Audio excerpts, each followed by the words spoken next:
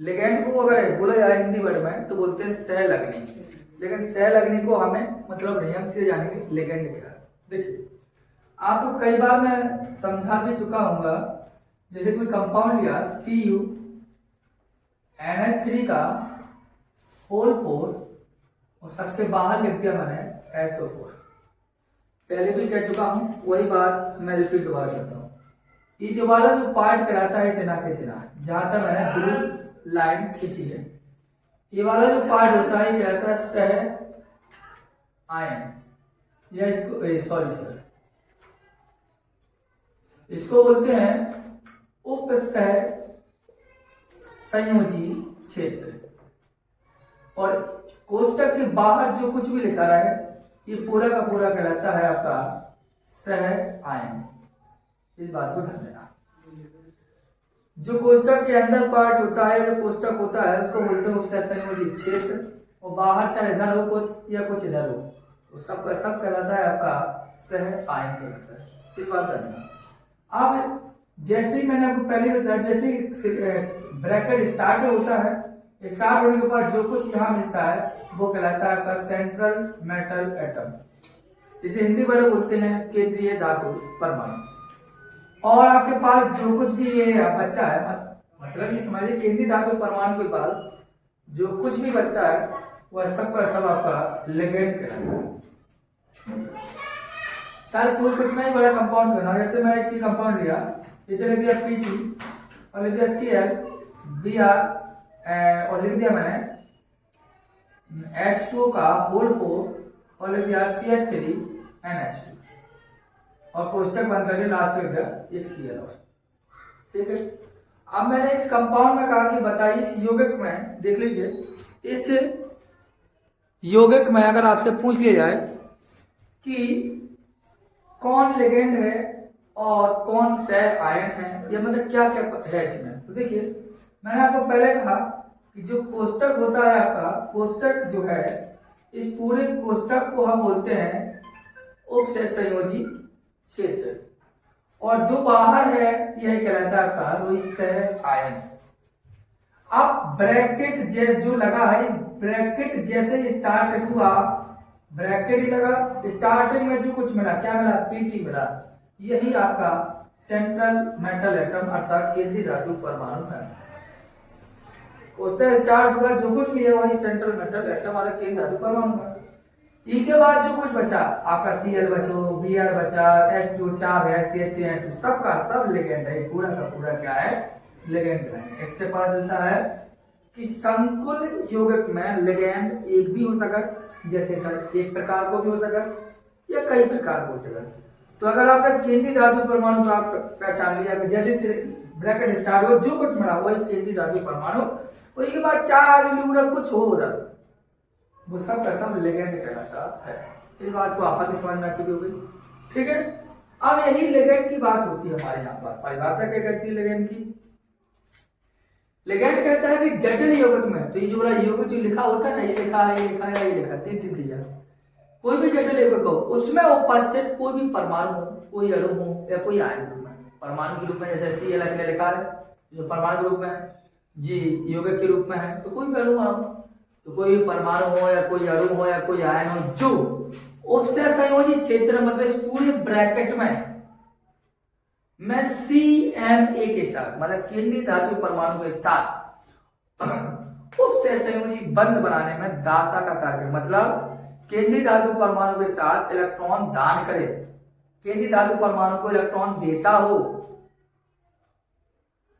उनके साथ जुड़कर उपसह संयोजी बंध का जो निर्माण करता है वही कहलाते हैं लिगेंड।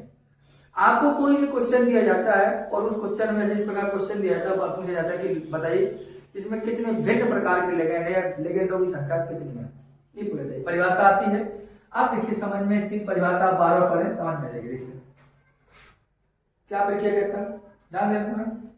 जैसे कंपाउंड दिया हो, कहा बताइए लिगेंड कितने, लिगेंड बताइए क्या है। देखो सबसे पहले आपका ये क्या है, आपकी central metal atom, bracket start हो जो बस मिलेगा इधर, ये क्या है आपका लिगेंड, ये क्या है आपका लिगेंड, ये कितने हैं 5, ये कितना है 1, टोटल लिगेंड कितना हो गया 6 लिगेंड है।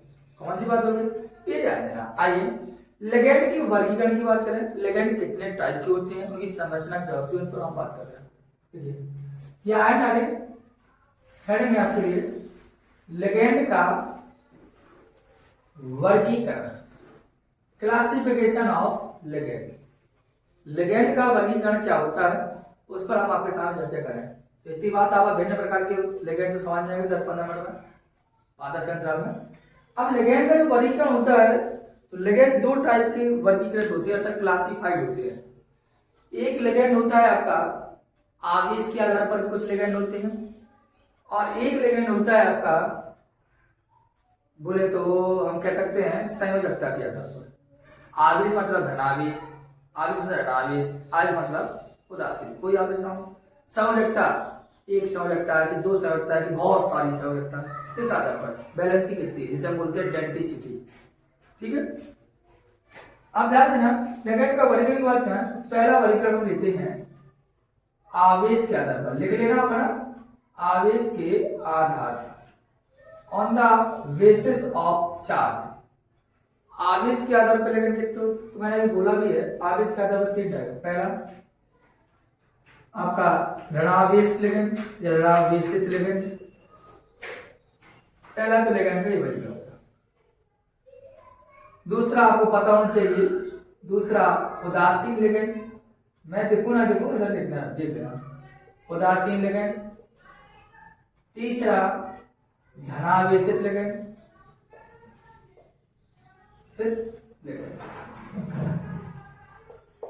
ये बात है। मतलब आवेश के आधार पर लेकिन तीन टाइप के हो सकते हैं, डेंसिटी के आधार पर। ऋणावेशित भी होते हैं, उदासीन भी होते हैं और धनावेशित भी होते हैं। ऋणावेशित लिगेंड कौन कौन हो सकता, मतलब जिन जिन पर समझ लेना, जितने जिन जिन पर माइनस चार्ज है आपका, वे सब के सब ऋणावेशित लिगेंड होते हैं। जैसे कोई मान लो ऋणावेशित लिगेंड जैसे Cl minus, Br minus, I minus, OH minus, O2 minus, कुछ भी लिख लिए, जैसे SO4 2 माइनस, H2O ऐसा लिख लो, SO3 2 माइनस, कोई भी ऐसा मिल जाए, Cl माइनस, कुछ भी हो जिस पर माइनस चार्ज हो, सबके सब ऋणावेशित लिगेंड है। हमारी पर अगर माइनस चार्ज मतलब हम भी ऋणावेशित लिगेंड है।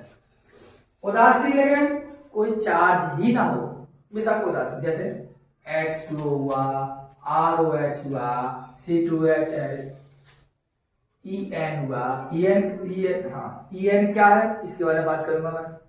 En मतलब एथिलीन डाइअमीन, अच्छे से डिटेल बात करूंगा।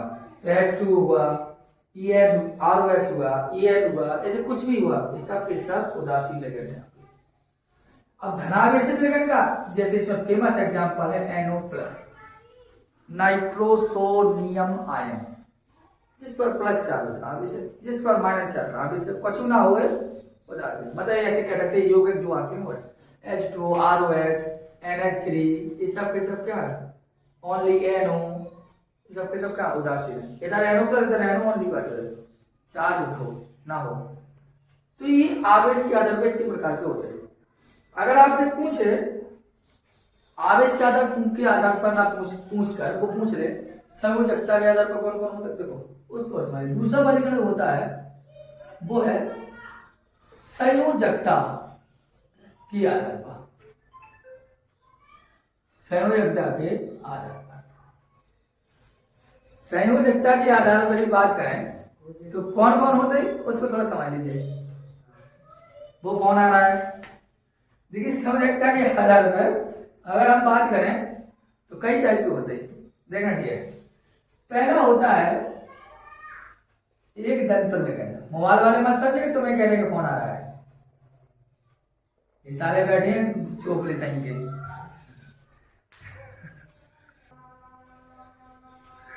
देखिए उस तरह पे देखा बाजू पर एक दंतुल लिगेंड क्या है, मतलब संयोजकता के आधार पर देखो संयोजकता पर एक दंतुल लिगेंड क्या होते हैं।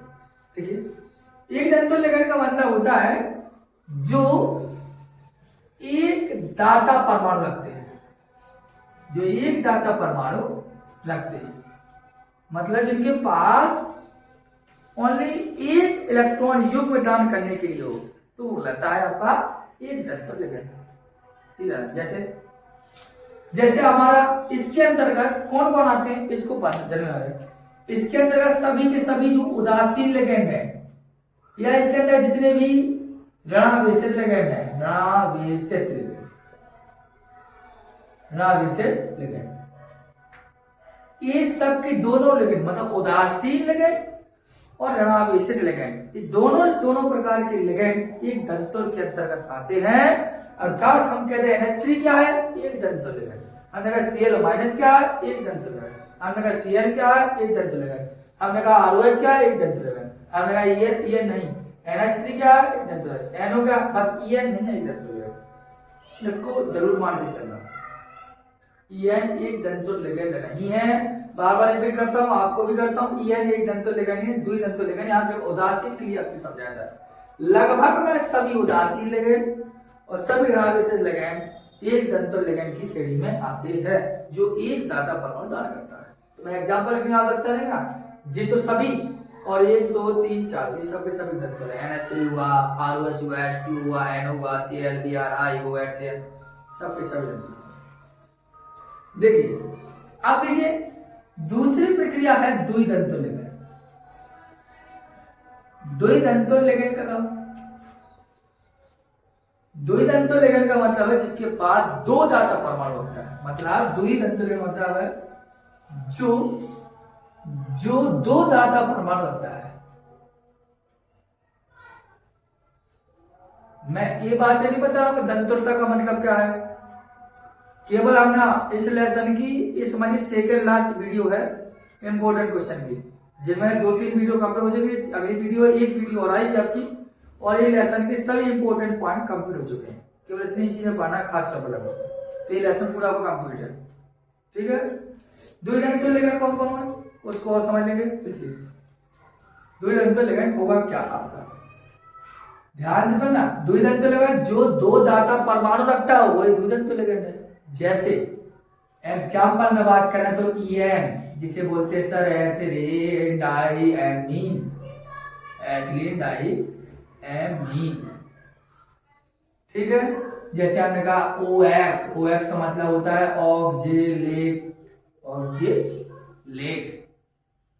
जैसे हमने कहा GLY जिसे बोलते हैं ग्लाइसिनेटो। जैसे हम कहते हैं AC सिंगल मतलब AC जिसे बोलते हैं एसीटोनेटो। ये सब के सब चार जो कंपाउंड लिखे हैं ये सब के सब द्विदंतुल लिगेंड है। Ethylene diamine, oxalate, glycinato, acetyl acetonato. Example देखना है इनका, देखो एथिलीन का मतलब क्या होता है CH2 double bond CH2। Ethylene का मतलब ये होता है। डाई का मतलब क्या होता है दो, एमीन का मतलब क्या होता है NH2 मतलब दो ठैया NH2 डाइएमीन। तो बॉन्ड हटा दो, एक NH2 यहां लगा दो, एक यहां लगा दो, तो बन गया एथिलीन डाइएमीन। ऑक्जेलेट कैसे बनता है देखो C♯OH सिंगल बॉन्ड C♯OH, ये कहलाता है ऑक्जेलेट। दोनों के H हटा दो और दोनों में माइनस लगा दो तो कहने लगा ऑक्जेलेटो। सीधी बात। ग्लाइसिनेटो क्या है भाई, कोई रखना है GLY है ना, कुछ नहीं करना भैया। CH2 single bond NH2 single bond C♯माइनस ग्लाइसिनेटो। ठीक है, एसिटिल एसिटिनेटो जो बना है वो बना है एसिटिल क्लोराइड के साथ। देखिए CH3 सिंगल बॉन्ड C♯O और इधर लगा दो Cl तो हो गया एसिटिल क्लोराइड। लेकिन एसिटिल लिख लो नहीं जाना, एसिटोनेटो तो एस्टर लिख दीजिए। एस्टर क्या, single bond CH double bond C और इधर का दियो O माइनस और क्या हो जाएगा CH3। मेरे हिसाब से यही होता होगा। ठीक है, ये आपके लिए होगा एसिटिल एसिटोनेटो। ये आपका बनेगा बैलेंस पूरी है 1 2 3 4 1 2 3 4 देखिए 2 3 तो ये माइनस ये बनेगा एसिटिल। ये कहलाते हैं संयोजकता के आधार पर। लेकिन एक संयोजकता के आधार पर आपके पास बचा है उसको समझ लीजिए, जिसे बोलते हैं पॉलीदंतुल लिगेंड। इसके बाद एक परिभाषा और समझाऊंगा, समन्वय संख्या कैसे निकाली जाती है। लिगेंड इसलिए पढ़ा जा रहा है क्योंकि समन्वय संख्या निकालना आता है पेपर में। समन्वय संख्या कैसे निकालते हैं, पहले एक चीज समझिए, इसको देख लीजिए आप अच्छे से। अब मैं एक लास्ट पॉइंट बता रहा हूं, फिर आगे बात करता हूं आपसे निकालना कैसे है। एक है जिसे बोलते हैं पॉली दंतुर लिगेंड। पॉलीदंतुर लिगेंड का मतलब है जिसके पास 2 से अधिक दाता परमाणु, 2 से अधिक दाता परमाणु हो। एक बात, जिसके पास 2 से अधिक दाता परमाणु हो उन्हें बोलते हैं पॉलीदंतुर लिगेंड। इसकी बात है, जैसे एग्जाम्पल मोस्ट फेमस है जिसे बोलते हैं EDTA। EDTA जैसे वो ई का मतलब, ई बोले तो एथिलीन, ध्यान सुनना, एथिलीन, ई बोले तो एथिलीन डाइएमीन। टी का मतलब होता है टेट्रा, सही लिखा, एथिलीन डाइएमीन टेट्रा। ए का मतलब होता है acetate, ethylene diamine tetra acetate. ये बदलना क्या होगा आपको, एथिलीन डाइएमीन टेट्रा एसीटेट होगा। ये समस्या देखना तो कह देंगे एथिलीन का मतलब क्या, CH2 double bond, CH2, ethylene का मतलब ये होगा। अब डाई का मतलब 2, एथिलीन का मतलब C2H4, डाई का मतलब 2, एम का मतलब 2, तो क्या सिंगल बॉन्ड हटाओ, NH2 लगाओ, सिंगल बॉन्ड हटाओ, NH2 लगाओ, तो एथिलीन डाइएमीन लगाओ। टेट्रा का मतलब 4, एसीटेट का मतलब है CH3COO-, तो टेट्रा मतलब 4 भी, तो 2 इधर से हटा दो, 2 ठीक लगा ली, 2 इधर से हटा दो, 2 ठीक लगा दो, बा हो गया खत्म। क्या करना है, कुछ नहीं, CH3COO-, CH3COO-, टेट्रा टाइम्स है ना, तो CH3COO-, CH3COO-। मैं देखो ना, देखो ये देखना चाहिए।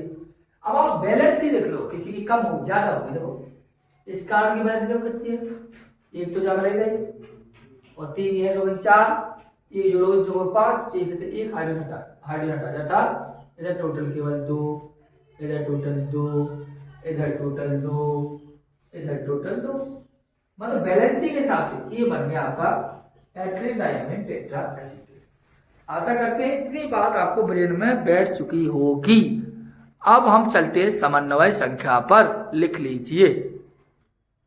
देखिए अब एक लास्ट टॉपिक है लिगेंड के बाद समन्वय संख्या। लिगेंड सिखाने का मेन उद्देश्य यही था कि आपको समन्वय संख्या निकालना सीखे, क्योंकि ये निश्चय समझ लीजिए 1 नंबर की कोऑर्डिनेशन नंबर, ये जिसे हम बोलते हैं उप सहसंयोगी संख्या निश्चित ही आती है। इसलिए लिगेंड बनाने का मकसद केवल इतना था कि समन्वय संख्या जान लीजिए आप। देखिए समन्वय संख्या को दूसरा नाम होता है उप सहसंयोजी संख्या, और इसको हम CN से लिखते हैं। CN का मतलब साइनाइड नहीं है ना, CN का मतलब कोऑर्डिनेशन नंबर, समन्वय संख्या है, हिंदी वाले बोल दो। समन्वय संख्या होती क्या है, नॉर्मल भाषा में समन्वय संख्या है, नॉर्मल भाषा समन्वय संख्या है तो जो लिगेंड केंद्रीय धातु परमाणु के साथ, जो भी लिगेंड केंद्रीय धातु परमाणु के साथ, जो भी लिगेंड केंद्रीय धातु परमाणु के साथ जितना उपसहसंयोजी बंध बना ले वो इसकी समन्वय संख्या कहलाती है। देखिए लिखा भी किसी संकुल या कोई भी जटिल युग्म, जिस प्रकार के युग्म संकुल युग्म जटिल युग्म कहते हैं, कि मैं केंद्रीय धातु परमाणु लिगेंड के साथ जितने उपसहसंयोजी बंध बनाता है वो है समन्वय संख्या कहलाती है, या उसे CN, मतलब केंद्रीय धातु परमाणु के साथ अगर लिगेंड जितने उपसहसंयोजी बंध बनाएगी वो इसकी समन्वय संख्या कहलाती है। निकालती कैसे, इतने सारे में 4, 5, 6, 7, 8 एग्जाम्पल लिखे हैं और बाकी प्रैक्टिस आप खुद करेंगे। यहाँ बार लिखेंगे, हमने कहा इस कंपाउंड के लिगेंड में, पहले तो लिगेंड छोड़ो, ये बताइए आप इसमें केंद्रीय धातु परमाणु कौन है, आपने जाना Ni, इसमें Fe, इसमें Ag, इसमें Fe, इसमें Fe, इसमें Pt, इसमें Fe, इसमें Cu, ये क्या रहेगा C, क्योंकि ब्रैकेट स्टार्ट हुआ जो कुछ मिला वही वही केंद्रीय धातु परमाणु। अब क्या समान संकेत होगी, केंद्रीय धातु परमाणु के बाद जो कुछ भी बचता है वही सब का सब लिगेंड होता है। अगर समन्वय संख्या निकालने सबसे पहले पता लगाओ लिगेंड कहाँ है, तो पता लगा ये केंद्रीय धातु परमाणु, देखा तो लिगेंड बगल में छिपा है। लिगेंड कितना है, 4 है। लिगेंड कैसा है, एक दंतुर। लिगेंड कैसा है, एक दंतुर। तो 1 का गुणा कर दीजिए 4 में, तो टोटल समान संख्या कितनी निकली, टोटल समान संख्या निकली 4। दोबारा समझ आ रहा हूँ, समझ में। सबसे पहले देखिए लिगेंड कितने हैं, लिगेंड कितना है, NH3 है। NH3 कैसा लिगेंड है, एक दंतुर। तो 1 को गुणा कर दो 4। जैसे ये केंद्रीय धातु परमाणु H2 कैसा है, लिगेंड एक दंतुर। तो 1 को गुणा कर दो 6 में से ओनली 6। दोबारा समझना है। Ag क्या है, केंद्रीय धातु परमाणु। Cn क्या है, एक दंतुर लिगेंड। तो 1 को गुणा कर दो 2 में से ओनली 2। ठीक। Fe क्या है, केंद्रीय धातु परमाणु। En क्या है, एक दंत लिगेंड। लेकिन En कैसा, एक दंतुर नहीं है, ये En है जिसे बोलते हैं एथिलीन डाइएमीन। एक दंतुर नहीं है, 2 ही दंतुर लिगेंड है। तो 2 को गुणा करो 3 में से टोटल आ गई 6। बाहर क्या है हमें उससे मतलब नहीं। En 2 ही दंतुर लिगेंड, 2 को गुणा करो 3 में 6। आ देखो यहाँ केंद्रीय धातु परमाणु, लेकिन समान संख्या कितनी हो गई, CO क्या है, एक दंतुर लिगेंड। 1 को गुणा 5 में टोटल। En क्या है, एक दंतुर लिगेंड। En कितना है, 9, 2 ही दंतुर लिगेंड। En कितना है, 2 ही दंतुर। तो 2 को गुणा करो 2 में कितना है, 2। कितना है, 2 नहीं, अरे यार 4। कितना है, 4 प्लस, आपको प्लस को लगाया। अरे Cl भी तो लिगेंड है। Cl क्या है, एक दंतुर है, 1 गुणा 2 तो कितना होनी 2। तो टोटल कितना आ गया, 6 है। En 2 ही दंतुर लिगेंड, तो 2 को गुणा 2 में से 4। और Cl एक दंतुर है, तो 1 गुणा 2 से 2, 4 2 6 टोटल। यहाँ Fe क्या है, ये क्या है, एक दंतुर। EDTA जहां लग जाए, अरे आंखें नीचे के 6 लगा दो। EDTA क्या है, षष्ठ दंतुर लिगेंड, मतलब 6 बार इलेक्ट्रॉन का दान करता है, षष्ठ दंतुर लिगेंड। CuCl2, तो Cu के धातु परमाणु Cl क्या है, एक दंतुर लिगेंड। 1 गुणा 2 बोले 2। ये समझ।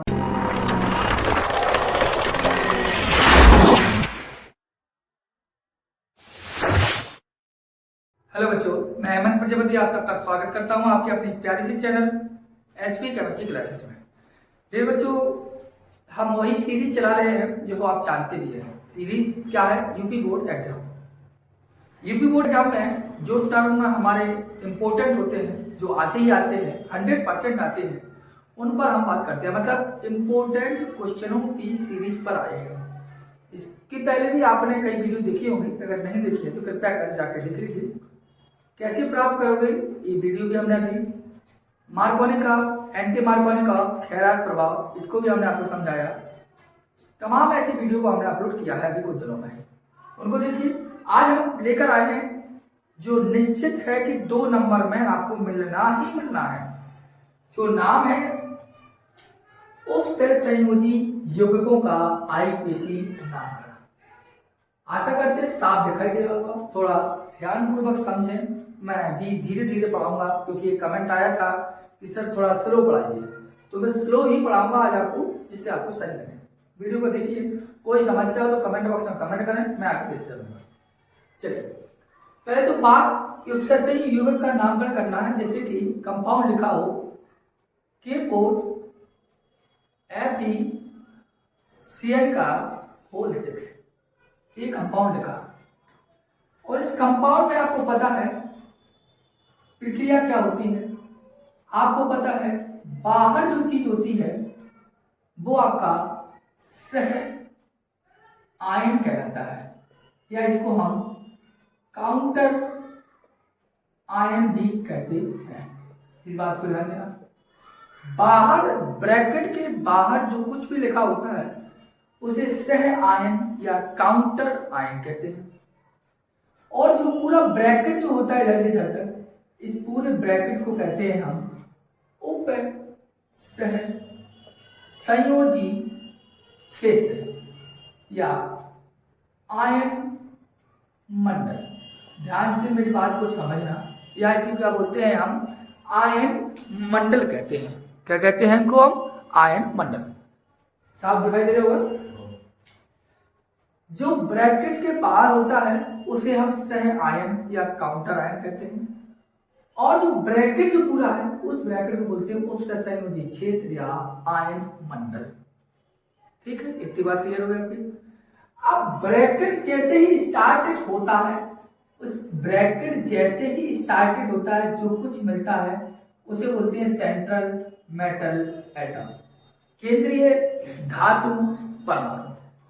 और केंद्रीय धातु परमाणु के बाद जो भी आपको मिलता है, जो भी कुछ बचता है, वो होता है आपका लिगेंड। इस बात को हमेशा ध्यान देना।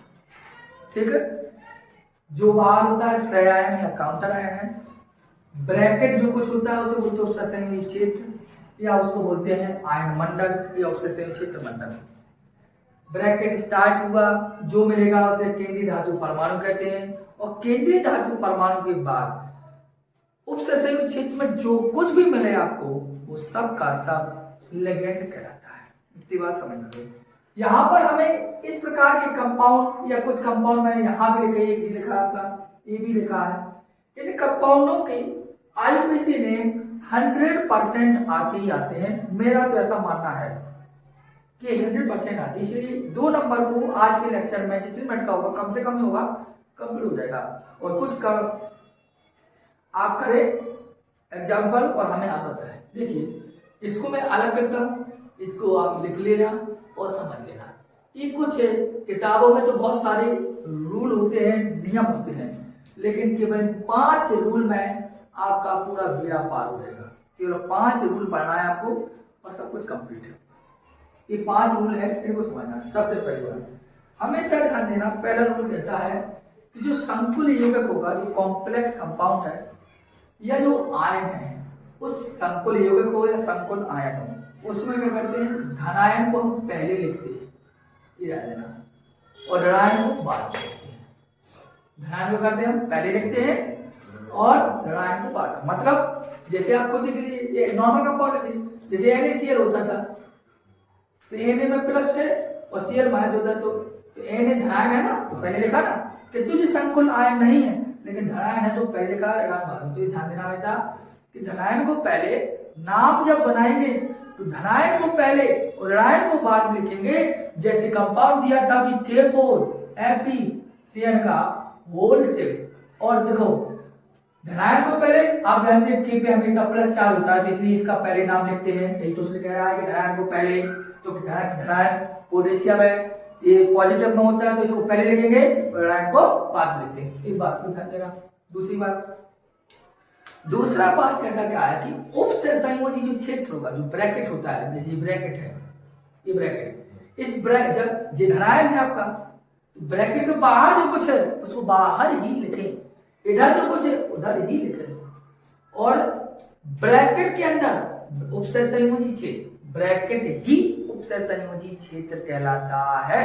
तो ब्रैकेट का नाम लिखते समय पहले लिगेंड का नाम लिखा जाता है। तो ये केंद्रीय धातु परमाणु है, ये लिगेंड है, तो इसका नाम लिखेंगे पहले, और फिर इसका जब नाम लिखते हैं तो ऑक्सीकरण संख्या सहित लिखा जाएगा। ये रूल है आपका। दूसरा रूल क्या, बाद में बताता हूं मैं। तीसरा रूल, यदि लिगेंड ऋणावेशित है, कुछ लिगेंड ऐसे होंगे जो ऋणावेशित होते हैं, उन लिगेंडों को जो के नाम में हमेशा ओ वर्ड लगाते हैं। क्या लगाते हैं? ओ वर्ड को लगाते हैं। जैसे एग्जांपल देकर बता दे रहा हूं आपको, जैसे ऋणावेशित लिगेंड है, Cl मिल जाए और Cl लिगेंड के फॉर्म में है तो Cl हमेशा ऋणावेशित होता है, इसलिए लोग क्लोरो, या इसको बोलते हैं क्लोराइडो। क्लोराइड तो होता ही है, क्लोराइड होता है, वो लगा दीजिए क्लोराइडो। जैसे Br में का तो ब्रोमो, या क्या लगा देंगे, ब्रोमाइडो। या अगर मिल जाए SO4, 2 नेगेटिव होता है, नेगेटिव लिगेंड के रूप में मिल जाए तो सल्फेटो। मतलब इस प्रकार लगाते हैं। या हम तो मिल जाए, इधर लिखना, मैं दिखाई नहीं दे रहा हूं लेकिन देख ले, समझ लेना। जैसे आपको मिल जाए Cn माइनर, इसे साइनो ओ लगाएंगे, या साइनाइट्रो, इस बात को आप लगाएंगे। इस बात को हमेशा जानना है कि यदि लिगेंड ऋणावेशित है, यदि लिगेंड कैसा है, ऋणावेशित, Cl ऋणावेशित होता है, बोलते तो क्लोराइड है, क्लोराइड लगा ओ लगा दो क्लोराइड हो। बोलते ब्रोमाइड है लगा दो ब्रोमो, ओ लगा दो ब्रोमाइड हो। एसओ को बोलते सल्फेट है लेकिन नेगेटिव होता है सल्फेट हो। सीएन को बोलते साइनाइड है लगा दो साइनाइड हो। इस प्रकार के फंडा आपको जान लेना है। ये आपको थोड़ा बेसिक लिगेंड की बातें इतनी आपको जानना है। स्पष्ट है कि समझ में आ रहा होगा और दिखाई भी दे रहा होगा सब। क्लियर हो गया? मैं बाद में अच्छे से बताऊंगा, अभी थोड़ा रूल पढ़ के बता रहा हूँ आपको। देखो चौथा रूल क्या कहता है, पहले एग्जांपल देकर समझाऊंगा। चौथा कहता है कि जब संकुल आयन में एक से अधिक प्रकार के लिगेंड हो, मतलब Cl भी है, Br भी है, I है, SO4 है, I2 है, कुछ भी है, यदि संकुल आयन में एक से अधिक प्रकार के लिगेंड, कौन कौन, Cl2 मिल जाए, Br2 मिल जाए, I2 मिल जाए, SO4 मिल जाए, Cl मिल जाए, सब मिल जाए, मुलक सारे मिल जाए, एक से अधिक प्रकार के लिगेंड मिल जाए, तो पता क्या करेंगे, तो उन्हें अंग्रेजी वर्णमाला के क्रम में लिखते हैं। मतलब अल्फा, मतलब ABCD में जैसे A पहले आता है तो A वाला पहले लिखें, B में B वाला बाद में, C वाला और बाद में, ऐसे लिखते हैं। एग्जाम्पल बताएंगे, जगह से चौड़ाई से जगह समझ में आ जाए। अगर यदि किसी लिगेंड के नाम में ही कोई संख्या है, कोई ऐसा लिगेंड बन जाए इसके नाम में ही संख्या, जैसे EN एथिलीन डाइअमीन, देखो एथिलीन और डाइअमीन, देखो नाम में संख्या है, डाई मतलब दो, एथिलीन डाइअमीन, डाई मतलब दो, एथिलीन डाइअमीन, डाई मतलब दो, मतलब नाम में ही संख्या डाई मिल लो, तो उस स्थिति में दो के लिए हमेशा हम बिस लगाएंगे और तीन के लिए ट्रस लगाएंगे और चार के लिए टेट्रा कैसे लगाते हैं इस बारे में। मतलब दो है तो बिस, तीन है तो ट्रस, चार है तो टेट्रा केस, पांच है तो पेंटा केस, छह है तो हेक्सा केस, हेप्टा केस, इस प्रकार लगाते चले जाएंगे। अब मैं आपको एग्जांपल दे देके एक एक करके समझाने का प्रयास करता हूँ। फिर काफी लिगेंड में आपको अभी लिख दूंगा, जिससे आपका आज की टॉपिक वाले में आपको पढ़ने का। तो मैं खुद कहता हूँ, मुझे पूर्ण विश्वास है कि 100% 2 नंबर ही आएंगे इस टॉपिक से आज के। ये रेट बता रहा हूँ, 100% 2 मिलेंगे, बस ध्यान से सुन लीजिए। एक बार वीडियो समझ में आया, दोबारा देख रहे, दोबारा आइए। पहला लिखेगा संकुल यौगिक या आयन में धनायन को पहले लिखेंगे फिर आयन को बाद में। ये तो कॉमन सी बात है, लिखते आए, इसको नेग्लेक्ट कर दो, इससे मतलब ही नहीं है। इधर से आइए आप पॉइंट को, पॉइंट आएगा। अब मैं दिखूं ना दिखूं, आप ध्यान से भाई को सुनना। देखा, उपसहसंयोजी क्षेत्र का नाम लिखते समय पहले लिगेंड का नाम लिखते हैं, तब बाद में CMA ऑप्शन संख्या से लिखते हैं। देखिए पहले बता, इसका बना रहा हूं मैं लास्ट वाले का, दूसरा नंबर। मैं आपको पहले बता दूं, ब्रैकेट के बाहर, ब्रैकेट के बाहर, ब्रैकेट के बाहर, ब्रैकेट के बाहर, ब्रैकेट के बाहर, ब्रैकेट के बाहर, जो कुछ भी है 0 लिख दो। के है लिख दो नाम को पोटेशियम, काय का नाम पोटेशियम, लिख दो पोटेशियम। अब इन्हें देख लेना कि तो सर जी 4 आते हैं, टेट्रा पोटेशियम लगाओ, नहीं 4 हो, 500 हो, 1 करोड़ हो, 2 करोड़ हो, 3 करोड़ हो, 1% है के मतलब पोटेशियम, पोटेशियम लगाओ। और कोष्ठक के बाहर जो कुछ भी हो या स्तर में कुछ हो वही नाम लिखना, तब इनका कुछ नहीं करना है। तो के 4 हो, 5 हो, 10 हो, आई डोंट केयर, के मतलब पोटेशियम, पोटेशियम देखो खत्म, बता रहे आगे क्या कह रहा हूं। फिर जब जो नाम बना लो तो तुम जो ही कि अंदर के नाम बनाने, वो अंदर वाला पार्ट का कहा उपसहसंयोजी क्षेत्र। सबसे पहले बताया था 15 मिनट होने वाले नहीं है जब समझा रहा हूं जी, अंदर वाले पार्ट को कहो तो उपसहसंयोजी क्षेत्र, और उपसहसंयोजी क्षेत्र में सबसे पहले लिगेंड का नाम लिखते हैं।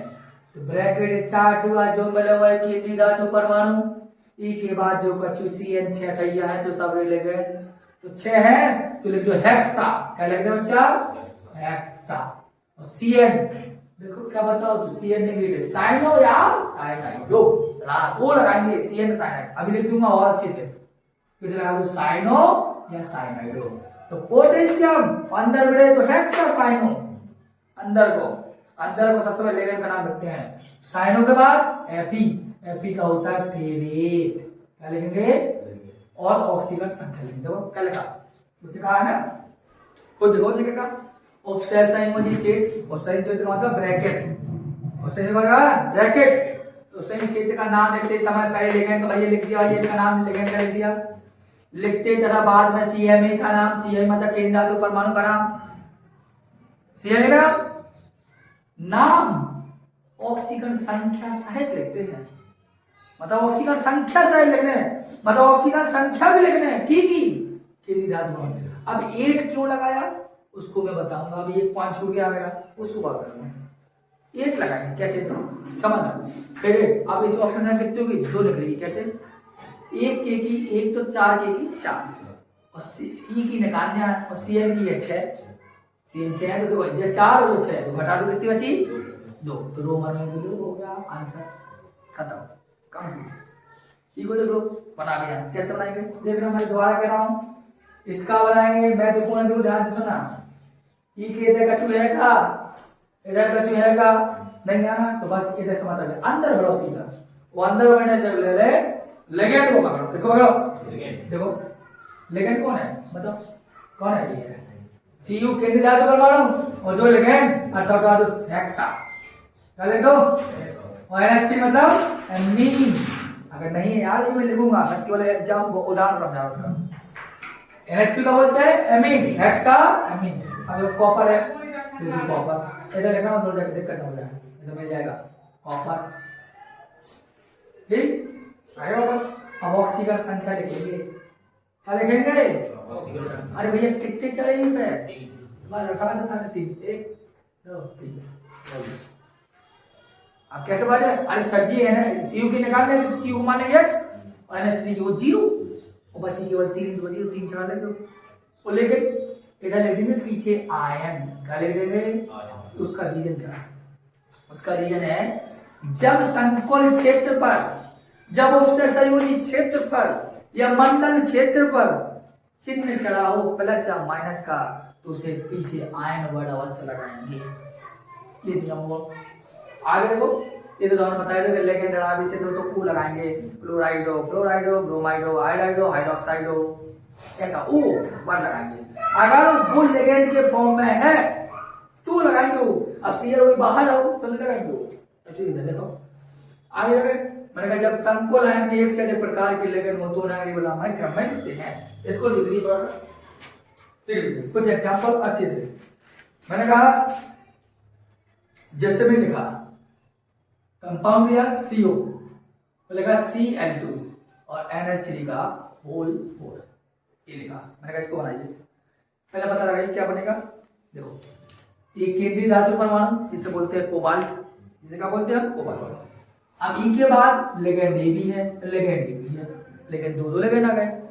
इस NH3 को बोलते हैं एमीन, इस पहले किसकी सी होती है Cl को बोलते हैं क्लोराइडो, ABCD में पहले को ए जो वाला नाम पहले और जो वाला नाम बाद में, कौन दिक्कत हो गया 4 है तो टेट्रा एमीन हो गया और Cl मतलब डाई क्लोराइडो या क्लोरो जो भी आपको अच्छा लगे कोई दिक्कत नहीं, ये दोनों नाम लगा। CO मतलब कोबाल्ट, CO मतलब कोबाल्ट और ऑक्सीडेशन नंबर ले दो आंसर आ गया, क्योंकि धातु के साथ ऑक्सीजन संख्या रोमन में लिखा जाता है तभी आपको सही हुआ। देखो कैसे NH3 की 0 एक Cl की 1 2 Cl की लो बस हो तो आगो आंसर आया ने दूसरे को ये बड़ा एग्जांपल है Manisha PT Cl Br NH3 का होल ट्वाइस और प्लस 2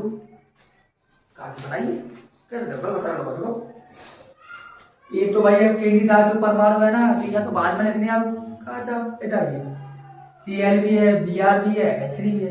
Br को बोलते हैं ब्रोमाइडो ब्रोमाइडो अरे माइडो ये बोलते हैं। अब देखो NH3 लिखा कौन है जो लिखा पहले लिखा जो वाला एमीन NH3 वाला ना तो देखो क्या हुआ डाईएमीन क्या लगा है बात समझ डाईएमीन। अब कहा है डी वाला जाना है तो कहा है ब्रोमो या ब्रोमाइडो Cl मतलब क्लोरो और या क्लोराइडो। अब डाई माई काहे लगो ब्रो में पता है क्योंकि 2 थोड़ी है, डाई मतलब 2 के लिए, ट्राई मतलब 3 के लिए, 4 टेट्रा मतलब 4 के लिए। अब Cl तो ये तो ब्रोमो लिख दो मतलब क्लोरो लिख दो या ब्रो लिख दो तो देखो पूरा होगा। अब PT ये तो प्लेटिनम, PT है तो प्लेटिनम।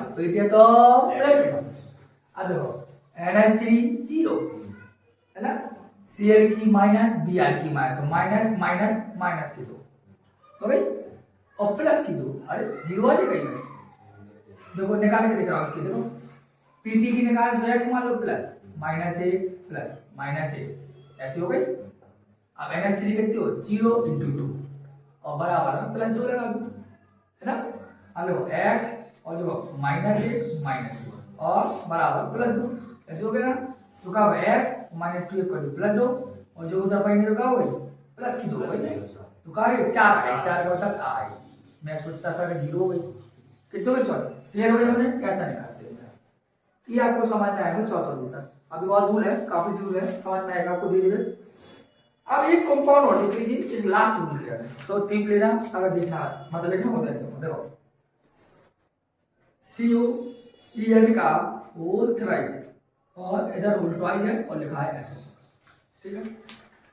कोष्टक के इधर कुछ है नहीं है, इधर है। तो भाई जब पीछे को पीछे ले तो कोई दिक्कत नहीं बोलेगा जू पीछे SO4 है तो ले दो SO4 का सल्फेट। लेकिन आपको पता है ऋणावेशित लिगेंड है तो वो नहीं लगेगा, तुम सोचो वो लगा दें, वो तब लगतो जब SO4 के अंदर हो। तो अंदर है तो लिगेंड, बाहर है नो लिगेंड, अंदर है तो लिगेंड और लिगेंड आ गया नेगेटिव तो वो लगाएंगे और लिगेंड अंदर नहीं है तो लिगेंड नहीं निकलेगा इधर ना। तो देखो सल्फेट अब आग के अंदर बनाना है, कोई दिक्कत नहीं। अरे दो लगो मतलब नहीं आना है, लगो ना अंदर चलेगा अलग है। आइए सर EN का होल थ्राइड देखो, EN का क्या हो एथिलीन डाइएमीन, EN का क्या हो एथिलीन डाइएमीन। लेकिन 3 दैया है तो ट्राई ना लगा देना, जैसे यहाँ लगाए डाई, यहाँ लगाए टेट्रा, यहाँ लगा कुछ हेक्सा, क्योंकि हमने कहा कहते जब जी के नाम में ही संख्या है, जैसे एथिलीन डाई मतलब 2 नाम में है संख्या, तो उसके लिए डाई ट्राई नहीं करते।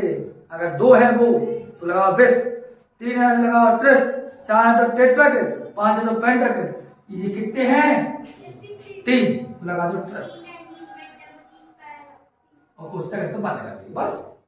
CU है तो CU को मतलब क्या नाम है तो कोबाल, तो पीछे चलो ऐसा कर दिया ठीक है भगा दिया। CU मतलब कोबाल, CU मतलब कोबाल। अब ऑक्सीडेशन धातु के साथ ऑक्सीजन संख्या वाले हैं कारण है E की तो 0 होता ही है, SO4 में 2 चाइना से 0 आ गया आंसर। समझ ना। इस प्रकार एक रूल है, इस रूल को मैंने अभी बताया है। अभी एक और रूल है छठवां और फिर लेगेंडों के नाम है कम 2 नंबर समझ लीजिए आपको पक्के है, ये आती ही आती है हर वर्ष। ये नहीं है मतलब पेपर उठा के देख लीजिए लगभग में आती ही जाती है, बहुत मुश्किल है किसी क्रिटिकल समस्या ना आए नहीं जाते हैं। तो इस प्रकार करना है मेरे को लिखना और लिख लीजिए। देखिए इतने रूल आपने लिख लिए होंगे, मैंने मिटा के फिर कुछ और लिखा है इससे आपको समझ में आ सकेगा। मैंने क्या कहा अभी एग्जाम्पल काफी दूंगा, 2-4 एग्जाम्पल और करवाऊंगा, इससे बुद्धि बढ़ जाए आपके। कहा मैंने कहा यदि संकुल आयन धनात्मक या उदासीन है तो उनकी केंद्रीय धातु परमाणु में कोई भी अनुलग्न नहीं लगता। अगर कोबाल्ट है तो कोबाल्ट, निकल होगा तो निकल ही रहेगा, प्लेटिनम है तो प्लेटिनम रहेगा। कब जब संकुल धनात्मक या उदासीन है तब। अगर ऋणात्मक है तो उसमें 8 अनुलग्न लगता है, यही मैंने यहाँ लिखा कि यदि संकुल आयन धनात्मक या उदासीन है तो CMA में मतलब केंद्रीय धातु परमाणु में कोई अनुलग्न नहीं लगता। यदि ऋणावेशित है तो 8 लगता है, 8 अगर लगेगा तो उसी प्रकार होगा AG का हो जाएगा अर्जेंटेट 8 है, ठीक है। FT का हो जाएगा फेरेट और PT का हो जाएगा प्लेटिनेट और CU को हो जाएगा क्यूप्रेट, 8 लगेगा। और जिंक का जिंकेट और मरकरी का मर्क्यूरेट, क्यूरेट। अगर शुद्ध लिखा तो समझ जाते हैं मर्क्यूरेट। इस टाइप का हो जाएगा, एग्जाम्पल देखो तो क्लियर हो जाएगा। अब कुछ लिगेंड आप जान लीजिए ठीक है, बाकी कोई दिक्कत नहीं, बाकी आपको बन ही जाएगा। 15 से 20 एग्जाम्पल यदि आप कर लेंगे तो आपका बुद्धि झक हो जाएगी। जैसे H2 को बोलते हैं एक्वा, इसका नाम क्या है एक्वा नाम होता है। CO का कार्बोनिल, CO को बोलते हैं हम कार्बोनिल, ठीक है। NH3 को बोलते हैं एमीन, ठीक। SO2 को बोलते हैं सल्फोनिल, ठीक है। और NO को बोलते हैं नाइट्रोसिल और NO2 को बोलते हैं नाइट्राइल, क्या बोलते हैं नाइट्राइल। और OH को आप जानते हैं नेगेटिव लिगेंड है, नेगेटिव ये होता है, नेगेटिव 2 इसको होता है, इसको हाइड्रोक्सो या हाइड्रोक्साइडो एक ही चीज है। और C2O4 को देखो, C2O4 मतलब ऑक्जेलिक अम्ल का उदाहरण होता है, इसे हम OX से भी लिखते हैं, जिसे इसका नाम होता है ऑक्सीलेटो, नेगेटिव ग्रुप में होता है। और एक और जैसे बोलते हैं EN का मतलब होता है एथिलीन डाइएमीन, और कहीं कहीं आपको मिलेगा इसका नाम 1,1 डाइएमीन एथेन, या एथेन 1,2 डाइएमीन, ऐसा मतलब 1,2 ऐसा लग रहा है, एथेन 1,2 डाइएमीन, ऐसा भी मिलता है। तो इसके लिए आप परेशान हो, तो मैं आपको लिए कुछ एग्जांपल देता हूं, उस एग्जांपल को समझाने का प्रयास करता हूं, तो आपको कब जा समझेगा। इनको नोट करिए, चलिए ना, इन एग्जांपलों को आप समझ लीजिए, और एक एग्जांपलों के बाद आप स्वयं करने का प्रयास करना बुक से, और यदि नहीं बने तो कमेंट बॉक्स में लिख देना वो कंपाउंड, मैं आपको उधर आंसर दे दूंगा। यहाँ समझ लीजिए, जो नियम मैंने अभी तक बताए उन नियमों के आधार पर इनकी 5 कंपाउंडों की प्रैक्टिस और कर लीजिए, और नियमों को एक बार वीडियो को एक बार देख लीजिए, आपको सब समझ में आ जाएगा। क्योंकि मैंने बहुत ही धीरे धीरे मेरे हिसाब से, जैसा वो आपको लगे कैसा सही है, जैसे मैंने कहा इधर तो कुछ है नहीं ना इधर कुछ है, तो मतलब आगे पीछे कोई नाम नहीं लिखना है, और जब आगे पीछे कुछ नहीं है इसका मतलब यह है कि कंपाउंड उदासीन है। जब आगे और पीछे कुछ नहीं होता इसका मतलब उदासीन है वो। तो NI है तो अंदर बढ़ जाइए, अंदर कहाँ गए CO पर, CO मतलब टेट्रा। अब टेट्रा के मतलब इसके पास ही क्यों है CO का, इसलिए है क्योंकि निकट केंद्रीय धातु परमाणु है, और जब भी अंदर का नाम बनाते हैं तो पहले लिगेंड का नाम लिखते हैं। तो टेट्रा और CO का मतलब कोबाल्ट नहीं है, कार्बोनिल लिखा है वो, जो अभी बताया था हमने, तो टेट्रा कार्बोनिल। अब NI क्या है, निकल, तो निकल लिख लीजिए, और ऑक्सीडेशन नंबर हमेशा साथ में लिखी जाती है। तो बताइए NI की निकालनी है, CO की हमेशा 0, तो पूरी 0 निकालनी है तो 0 लिख दीजिए, बताता हूं। NI की निकालनी है तो SX मान लेंगे, और CO कार्बन मोनोऑक्साइड है, और कार्बन यौगिक की हमेशा 0 होती है तो 0 हो जाएगा, बस खत्म। CO से देखो इधर तो कुछ है नहीं, क्या इधर जरूर है, जरूर है, तो इसका नाम है, सबसे पीछे तो SO4 का नाम सल्फेट, खत्म। अब ये अंदर नहीं गया, अंदर क्या है, केंद्रीय धातु परमाणु और लिगेंड है, तो ले तो टेट्रा, NH3 का मतलब Me, टेट्रा Me, ठीक है। और CO का मतलब क्या है, कॉपर। अब क्यूप्रेट क्यों नहीं लगाया, क्यूप्रेट इसलिए लगाया क्योंकि ये ऋणावेशित लिगेंड है। कैसे पता नहीं है, ऐसे पता कि यदि आपको जानते हैं SO4 पर 2 नेगेटिव होंगे, तोड़ेंगे तो इस पर अपने प्लस आ गया। SO4 हमेशा नेगेटिव होता है, जब SO4 पर नेगेटिव है तो बगल वाले प्लस होगा, और बगल वाले पर नेगेटिव हो तो बगल वाले प्लस होगा, तो जब ई पर नेगेटिव हो तो ई पर प्लस होगा। अर्थात ऐसा कह लीजिए आप, अगर पीछे है तो समझना संकोचन धनात्मक, यदि कुछ आगे है तो संकोचन ऋणात्मक, पीछे है तो संकोचन ऋणात्मक धनात्मक, और आगे है जैसे अगर लिखा हो K4 का होल 6, तो आगे है इसका मतलब संकुल क्षेत्र ऋणात्मक, मतलब एफी में फेरेट, एग्जांपल बताया था अभी, ऐसा होगा। अब एक ऑक्सीजन नंबर तो क्या है, एक 0 है, एक ले दो, ले भाई ये ले दो, अलग का रोमन में लिखेंगे ऑक्सीजन नंबर, ये देखो K3 है 501 करोड़, मतलब भैया K मतलब पोटेशियम, वही है पोटेशियम, ठीक। अब ये अंदर बढ़ना है, अगर आगे लिखा है इसका मतलब है कि संकुल ऋणात्मक है, और ऋणात्मक है तो केंद्रीय धातु परमाणु में 8 लगना है, आगे है तो ऋणात्मक है, पीछे है तो धनात्मक है, आगे है तो ऋणात्मक, पीछे है धनात्मक, और ऋणात्मक है तो केंद्रीय धातु परमाणु में 8 लगेगा, तो K3 मतलब पोटेशियम। अब आइए अंदर 3 है C2H4, तो 3 का मतलब ट्राई, C2H4 का मतलब अभी बताया था ऑक्सीलेटो, अभी जस्ट यहाँ लिखा था हमने, बताया फिर बाद में ऑक्सीडेटो, Fe मतलब फेरेट, कितने लेंगे फेरेट, ऑक्सीडेशन नंबर लेंगे, थर्ड निकल के आएगी। कैसे पता, K की होती 1 होती 3 प्लस Fe की x प्लस C2H4 की 2, तो माइनस की 2 और 3 देगा बराबर है, तो 3 में 6 हो जाने, तो घट जाएगी, तो 3 दिन करना है ये, ऊपर कर लेना अगर मैंने किया हो, थर्ड हो जाएगा। आयन वगैरह कुछ भी लगाना, क्योंकि इस पर चार्ज चढ़ा के दे रहे हैं, चार्ज चढ़ा होता तो आयन लगाते हैं, देखो यहाँ देखो पीछे है तो Cl को Cl, अब जो लगाइए Cl3 है तो वो ट्राई क्लोराइड लिख दो ना, ओनली क्लोराइड, ओनली क्लोराइड। अंदर आइए तो 6 है तो हेक्सा, और H2 को बताया था क्या बोलते हैं, एक्वा। और CO का बोलेंगे कोबाल्ट। और पीछे है, इसका मतलब है संकुल क्षेत्र धनात्मक है। अगर यही चीज आगे होती तो संकुल क्षेत्र ऋणात्मक होता, पीछे तो धनात्मक। कुछ नहीं लगाएंगे, ऑक्सीडेशन नंबर में लिखेंगे। E की तो 0 करना, 3 लगाना, एक शेयर की 1 तो 3 शेयर की 3 आ गई। ये देखो Na2 और ये सोडियम है, ये सोडियम आगे है, इसका मतलब समझ है ना, ये नेगेटिव है, लेकिन संकुल क्षेत्र पूरा नेगेटिव होगा, जी आगे है ना, धनात्मक आ गए तो समझना सर।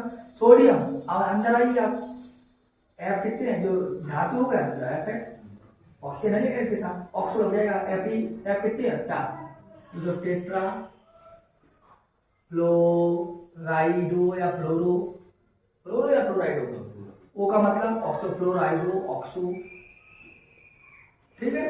आपका Cr का मतलब क्रोमेट, क्रोमियम नहीं क्रोमेट, क्योंकि संकुल क्षेत्र ऋणात्मक है।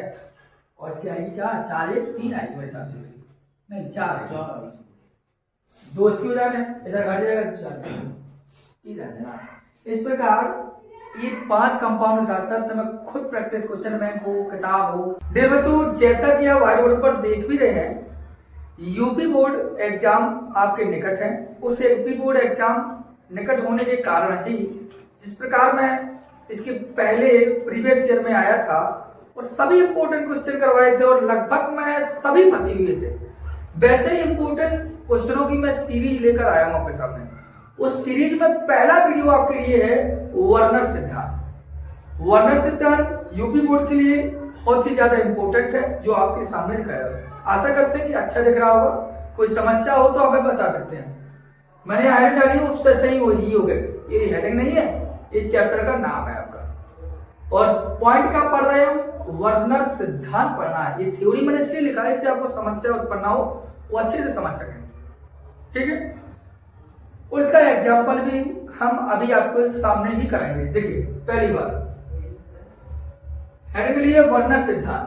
वर्नर सिद्धांत क्या है, वर्नर एक वैज्ञानिक का नाम है। वर्नर का एक वैज्ञानिक का नाम, और वर्नर वैज्ञानिक का नाम है, उनके द्वारा ही एक सिद्धांत दिया गया, इसे वर्नर सिद्धांत कहते हैं। और यह वर्नर सिद्धांत अल्फ्रेड वर्नर ने दिया था। किसने दिया था, अल्फ्रेड वर्नर ने। कब दिया था यह सिद्धांत, 1892 ईस्वी में अल्फ्रेड वर्नर नामक वैज्ञानिक ने अपना सिद्धांत दिया। किसके लिए दिया, अरे सर दिया तो दिया, किसके लिए, केंद्रीय धातु परमाणु के लिए। किसके लिए दिया, केंद्रीय धातु परमाणु के लिए। क्या है केंद्रीय धातु परमाणु, आपको पता है, कोई भी ब्रैकेट हो और ब्रैकेट में कोई भी कंपाउंड लिखा हो, जैसे यहाँ लिखा K4, यहाँ लिखा Fe, यहाँ लिखा CN का होल से, इस प्रकार कोई कंपाउंड हो, या हम तो कहते नहीं, कहोगे सर बार बार रिपीटिंग वही करते हो, तो नया लीजिए PTCl का होल से। अरे और बताइए सर जी को, देखिए CuSO4 का होल ट्वाइस 1 CuNH3 का होल 4, ये बाहर लिख दिया हमने SO4, ठीक है। अब हमने कहा बताइए कौन सा सेंट्रल मेटल एटम है, क्योंकि वर्नर भाई साहब ने सेंट्रल मेटल एटम की ही बात की। क्या बात की, देखो कहां होता है सेंट्रल मेटल एटम, अरे सर जी ब्रैकेट जैसे स्टार्ट हो, ब्रैकेट जैसे स्टार्ट हो, ब्रैकेट जैसे ही स्टार्ट हो, जो कुछ भी यहां मिल जाए वही सेंट्रल मेटल एटम, वही सेंट्रल मेटल आयन ही होता है। स्टार्टिंग हुआ यहां से, जो कुछ भी मिला वही सेंट्रल मेटल एटम, वही central metal ion, bracket start हुआ क्या मिला Pt, यही central metal atom, bracket start हुआ क्या मिला Co, यही सेंट्रल मेटल एटम है। अर्थात ब्रैकेट जैसे ही स्टार्ट होगा तो जो कुछ भी मिलता है वही केंद्रीय धातु परमाणु है। और केंद्रीय धातु परमाणु पता होने के बाद जो कुछ भी बचा वह लिगेंड है, वह लिगेंड है। देखिए ये अभी आपने पता लगाया कि सेंट्रल मेटल एटम है, अर्थात केंद्रीय धातु परमाणु है। इसके बाद क्या बचा, Cn बचे। कितने बचे, 6, समझ लो 6 के 6 लिगेंड आए। जैसे Pt लिखा, आपको पता चलेगा ब्रैकेट स्टार्ट हुआ Pt केंद्रीय धातु परमाणु है। इसके बाद क्या बचा, Cn। कितने बचे, 6 के 6 लिगेंड है। आपने देखा Cu लिखा, क्या है? केंद्रीय धातु परमाणु। इसके बाद क्या है? NH3 लिखा। कितने हैं? 4। तो 4 लिगेंड है। इस बात में ना ये लिगेंड वो बाकी आपके सामने इतनी बुद्धि समझ आ गई। अब देखिए इन्हीं के लिए बर्नर भाई साहब ने बातें की हैं कुछ। क्या बातें की हैं? सेंट्रल मेटल एटम या सेंट्रल मेटल आयन की 2 प्रकार की बैलेंसी होती है, 2 प्रकार की संयोजकताएं होती हैं। कितनी बड़ी संयोजकता होती है? 2 प्रकार की। 2 प्रकार की जो संयोजकताएं होती हैं वो आपके सामने प्रस्तुत है। देखिए कैसे हैं। पहली कहता है भैया प्राइमरी बैलेंसी, दूसरी कहता है सेकेंडरी बैलेंसी। देखिए इसलिए से आपको जल्दी समझ में आया, एग्जांपल दूंगा, बड़ी मजा आएगा। ये समझ लीजिए 4 नंबर का क्वेश्चन आपका कंप्लीट है। 4 या 3 का निश्चित समझ कर रखिए आप, ये निश्चित बात है, क्योंकि पॉइंट केवल उसी बात पर होगी। आज से पूरी सीरीज जो चलेगी आपकी वो बोर्ड एग्जाम में चलेगी, सब इंपोर्टेंट क्वेश्चन होगा। पहली बात प्राइमरी बैलेंसी, दूसरी बात मतलब वो कहते हैं जो केंद्रीय धातु परमाणु या पी हो, या केंद्रीय धातु परमाणु पीटी हो, या केंद्रीय धातु परमाणु सीयू हो, या केंद्रीय धातु परमाणु कोई भी हो, तो उसकी 2 बैलेंसी होती है। अब तक हम 9th 10th 11th तक पढ़ते आए क्या कि सोडियम है तो 1 संयोजकता, मैग्नीशियम है तो 2 संयोजकता, कैल्शियम है तो 2 संयोजकता, एल्यूमिनियम है तो 3 संयोजकता। इस प्रकार हम संयोजकता पढ़ते आए। लेकिन वो कहते नहीं, अगर उपसंयोजी यौगिक है, कोऑर्डिनेशन कंपाउंड है, तो उसकी 2 संयोजकताएं होंगी, उसमें उपस्थित धातु की, इसमें उपस्थित धातु है पी की 2 संयोजकताएं होंगी, सीयू की भी 2 होंगी, कि सब की 2 होगी। कौन कौन होंगी? वो कहता है एक प्राथमिक संयोजकता, दूसरी द्वितीयक संयोजकता। पहली प्राइमरी बैलेंसी, दूसरी सेकेंडरी बैलेंसी। किसकी? केंद्रीय धातु परमाणु की। किसकी होंगी? केंद्रीय धातु परमाणु की। रख लीजिए, याद कर ली तुरंत है भाई कि केंद्रीय धातु परमाणु की 2 प्रकार की संयोजकता होंगी, प्राथमिक संयोजकता एंड द्वितीयक संयोजकता। 2 पॉइंट आप समझ लीजिए। लेकिन यहां पर जगह छोड़ी है, पता क्यों? आपको बता दो, जो प्राइमरी बैलेंसी होती है भैया, वो एक प्रकार की बच्चा ऑक्सीकरण संख्या होती है। क्या होती है? ऑक्सीकरण संख्या, अर्थात जिसको हम कहते हैं ON। ON का मतलब क्या? Oxidation number. द्वितीय संख्या क्या होती है सर जी? द्वितीयक संयोजकता होती है सर जी समन्वय संख्या। दूसरी संख्या होती है समन्वय संख्या, अर्थात कोऑर्डिनेशन नंबर, अर्थात CN लिखते हैं, not a cyanide, coordination number, समन्वय संख्या। मतलब प्राथमिक संयोजकता अगर पूछे क्या है सर? ऑक्सीजन संख्या। द्वितीय मुझे सर समन्वय संख्या। समन्वय संख्या क्या? द्वितीय संख्या। प्राइमरी बैलेंसी क्या? ऑक्सीजन संख्या। ऑक्सीजन संख्या क्या है? Primary valency. प्राइमरी बैलेंसी क्या? ऑक्सीजन संख्या। समन्वय संख्या द्वितीय संख्या। द्वितीय संख्या क्या? समन्वय संख्या।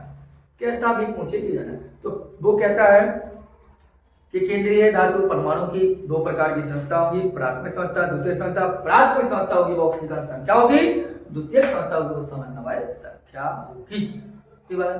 फिर क्या कहता है? वो कहता है सर जो प्राथमिक संयोजकता है ना, प्राथमिक संयोजकता मुझे डॉटेड रेखा द्वारा लगती है, अर्थात जैसे आपके पास केंद्रीय धातु परमाणु आपके पास सपोज Fe है, या हम कहते हैं Cu है, या हम कहते हैं कुछ भी है, उसकी 2 प्रकार की संयोजकता होगी।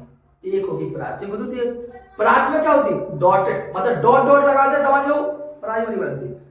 द्वितीय ठोस लय, द्वितीयक संयोजकता वो ठोस रेखा, देखो लिखा भी है। तो प्राथमिक संयोजकता अगर तुम्हें ऐसा लग रहा हो, समझ लो प्राथमिक बैलेंसी है, ऐसा मिल रहा हो, द्वितीयक संयोजकता है, खत्म। अर्थात ई की भी कोई की भी 2 संयोजकता हो सकती है, इस बात। अब क्या है और भी तो समझो क्या कहता है, फिर एग्जाम्पल समझ में आएगा।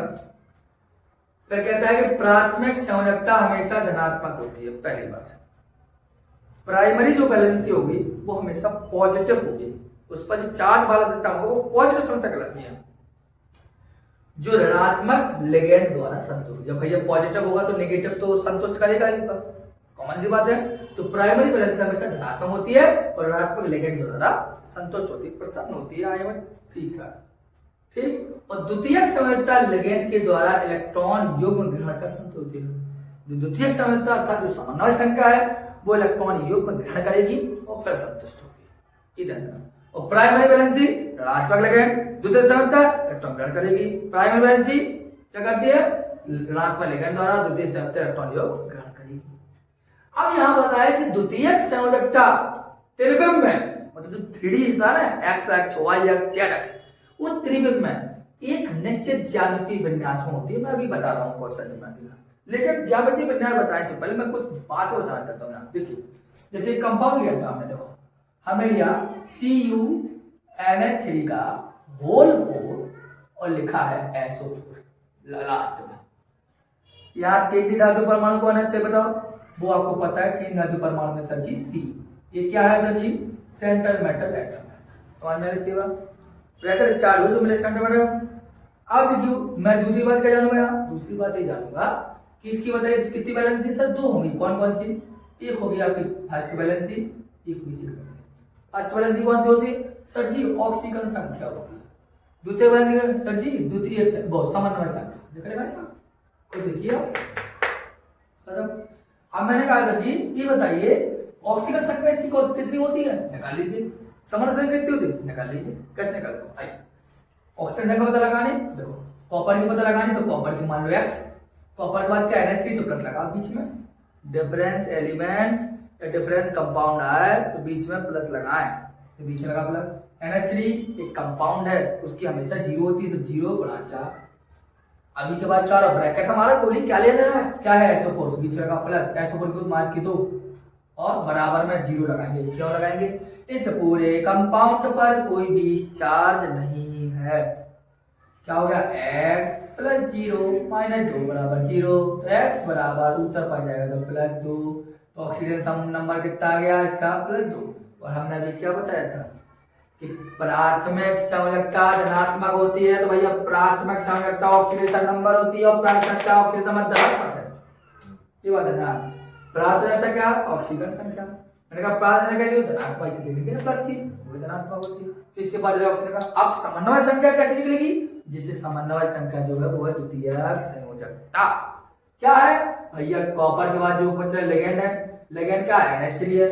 कितने तंतुर है? एक तंतुर, तो 1 गुणा 4 अर्थात टोटल निकलेगा 4। इतना लोग यार तो बंधन सिद्धांत पढ़े हो जिसको पहले, तो समन्वय संख्या निकाल सीखे। अगर नहीं सीखे तो अभी सिखा देंगे, कोई दिक्कत नहीं है।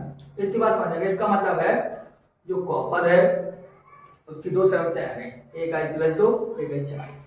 प्लस 2 क्या है? ऑक्सीजन संख्या। कौन सी है? प्राइमरी। कैसे दिखा देते हैं? डॉटेड रेखा। दोबारा बोल रहा हूं, कॉपर की 2 संयोजकताएं आ गई। कौन कौन? प्राथमिक संयोजकता ऑक्सीडेशन नंबर होती है, किससे लिखते हैं? डॉटेड। तो डॉटेड रेखा बना तो ऐसा डॉटेड हो गया। द्वितीय संयोजकता क्या है? समन्वय संख्या कितनी है? 4। समन्वय संख्या का द्वितीय संयोजकता है। द्वितीय संयोजकता कैसे है? ठोस रेखा लो 1 2 3 4 हो गया। ये सी आपको ध्यान से देना, ये थोड़ी सी जानकारी दी थी। अब पहले विन्यास बता दूं फिर एग्जाम्पल बताऊंगा। इस बात को ध्यान दीजिए, एग्जाम्पल बाद में, पहले विन्यास समझ जाइए। मैंने कहा यहाँ देखिए द्वितीय समता त्रिभुज एक निश्चित ज्यामिति विन्यास रखती है। इस बात को ध्यान दीजिए, ठीक है? समझ में दिखाई दे रहा होगा अच्छे से। द्वितीय समता त्रिभुज में एक निश्चित ज्यामिति विन्यास होती है। कैसी होगी? थोड़ा देखिए। अगर मैंने कहा कोऑर्डिनेशन नंबर बोले तो 2 है, मैंने कहा कोऑर्डिनेशन नंबर बोले तो 3 है, मैंने कहा कोऑर्डिनेशन नंबर में 4 नहीं ले रहा हूं, आवश्यकता जिसकी होगी उसी की बात कर रहा हूं। तो कोऑर्डिनेशन नंबर लेना हो तो ले लीजिए। मैं 5 की बात करूंगा क्योंकि 5 बड़ा ज्यादा मिलेगा आपको। मैं बात करूँ कोऑर्डिनेशन नंबर में बात करूंगा 6 क्योंकि ये ज्यादा मिलेगा आपको। 4 और 1 2 3 भी नहीं मिलता है आपको, 5 और 6 ज्यादा मिलता है। देखिए अगर 2 होगा तो क्या? एक डॉट बना लीजिए। 2 है मतलब 1 और 1 ठोस रेखा में। ठोस क्यों बनाइए? डॉटेड क्यों नहीं बनाइए? क्योंकि आपको पता है ये क्या है? समन्वय संख्या। कैसी होती है? द्वितीय संख्या। द्वितीय संख्या कैसे लिखते हैं? ठोस रेखा। खत्म। इसलिए हमें ठोस लाइन बनाए। कितनी बनाए? 2, क्योंकि समन्वय संख्या कितनी है? तो समन्वय संख्या द्वितीय संख्या। द्वितीय संख्या कैसे हैं? ठोस लाइन से। इसलिए हमें 2 डिग्री ठोस लाइन बनाई। आप कह रहे हैं अब देखिए एक रेखा के रूप में इसकी संरचना होती है। देखिए कैसे होती है रेखा? देखिए और कोण होगा 180 डिग्री का। हो गया। अब समन्वय संख्या कितनी है? 3। समन्वय संख्या 3 मतलब द्वितीय संख्या ठोस रेखा। भैया 1 डॉट 1 और 2 और 3, अब इसको डॉट कर दो, क्या बन जाएगी? त्रिकोण। क्या बन जाएगी? त्रिकोण। और कोण होता है 120 डिग्री का। आगे देखो 5 है, कुछ नहीं। 5 मतलब क्या? समन्वय संख्या। समन्वय संख्या द्वितीय संख्या ठोस रेखा। देखो 1 देखो करेक्ट पार्ट। देखो क्या करना है? आप पहले देखो 1 2 3 4 और जगह हुई 5।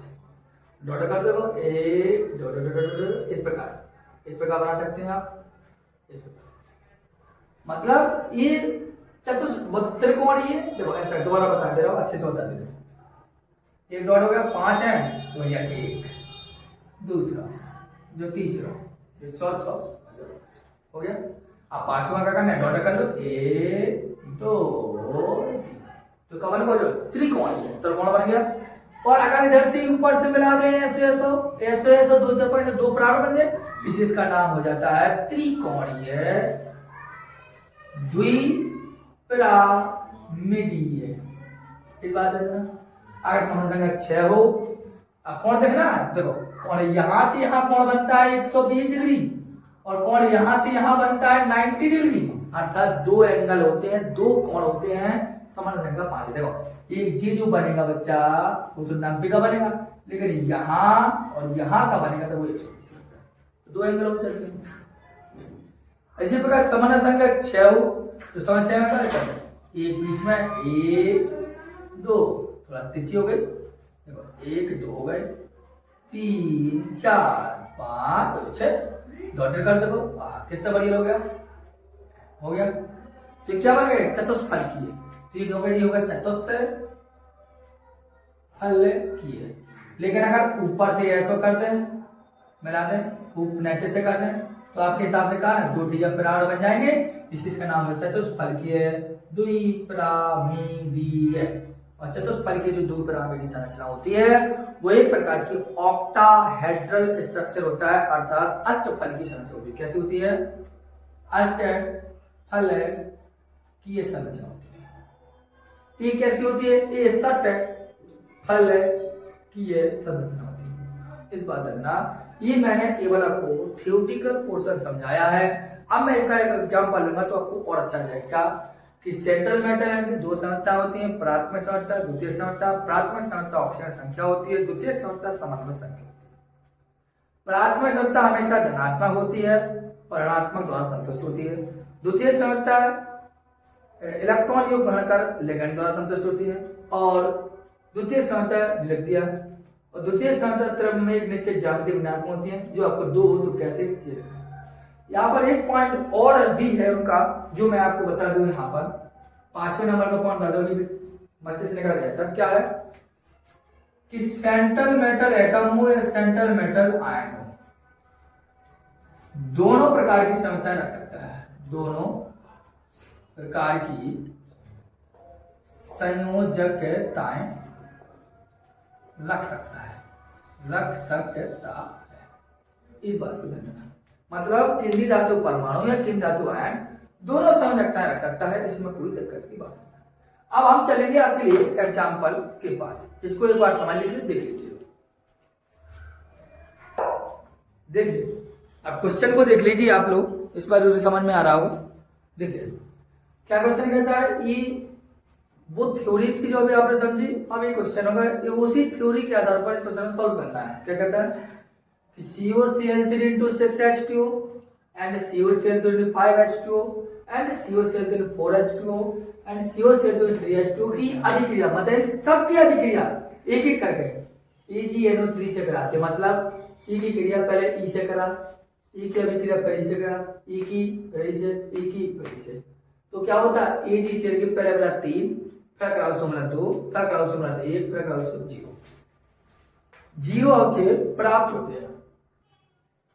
ठीक है, तो ये क्या हो रहा है उसने समझना है कि सबसे पहले वो कहता है कि जो क्वेश्चन दिया गया है, इस क्वेश्चन के आप पढ़ लीजिए, बार बार पढ़िए, 2 बार कम से कम मैक्सिमम पढ़िए, फिर आपको समझ में आएगा। इसी आधार पर कहते हैं क्रिया करता है, तो वर्णन सिद्धांत के आधार पर सूत्र बताना है और इसकी संरचना बना के बता देना।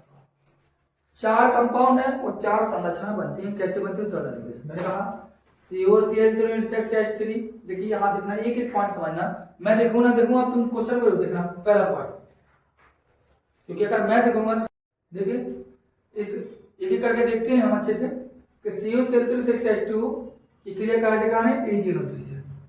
तो देखिए हम लिखते हैं, मैं देखूं ना देखूं, आप थोड़ा ध्यान देना, बार बार कह रहा हूं इस बात को कि COCl3 into 6H2 की क्रिया किससे करानी है AgNO3, तो प्लस में लगा दिया हमने AgNO3। तो क्या होगा इसमें आपको पता होना चाहिए, क्या होगा AgCl के 3 मिलते हैं। इकाई की क्रिया होता है, सबसे पहले मिलते हैं 3, फिर मिलते हैं 2, फिर मिलते हैं 1, फिर मिलता है 0। तो पहले कितने मिलते हैं 3, तो मतलब AgCl के 3, मतलब तीनों Ag क्या करता है, तीनों Cl को उठा के ले जाता है, तो 3AgCl बनता है। ये जो होता है। दूसरे में क्या होता है, मैं एक ही करके बताऊंगा, क्योंकि दो बन पाएंगे इस बारे में, दो बताऊंगा पहले।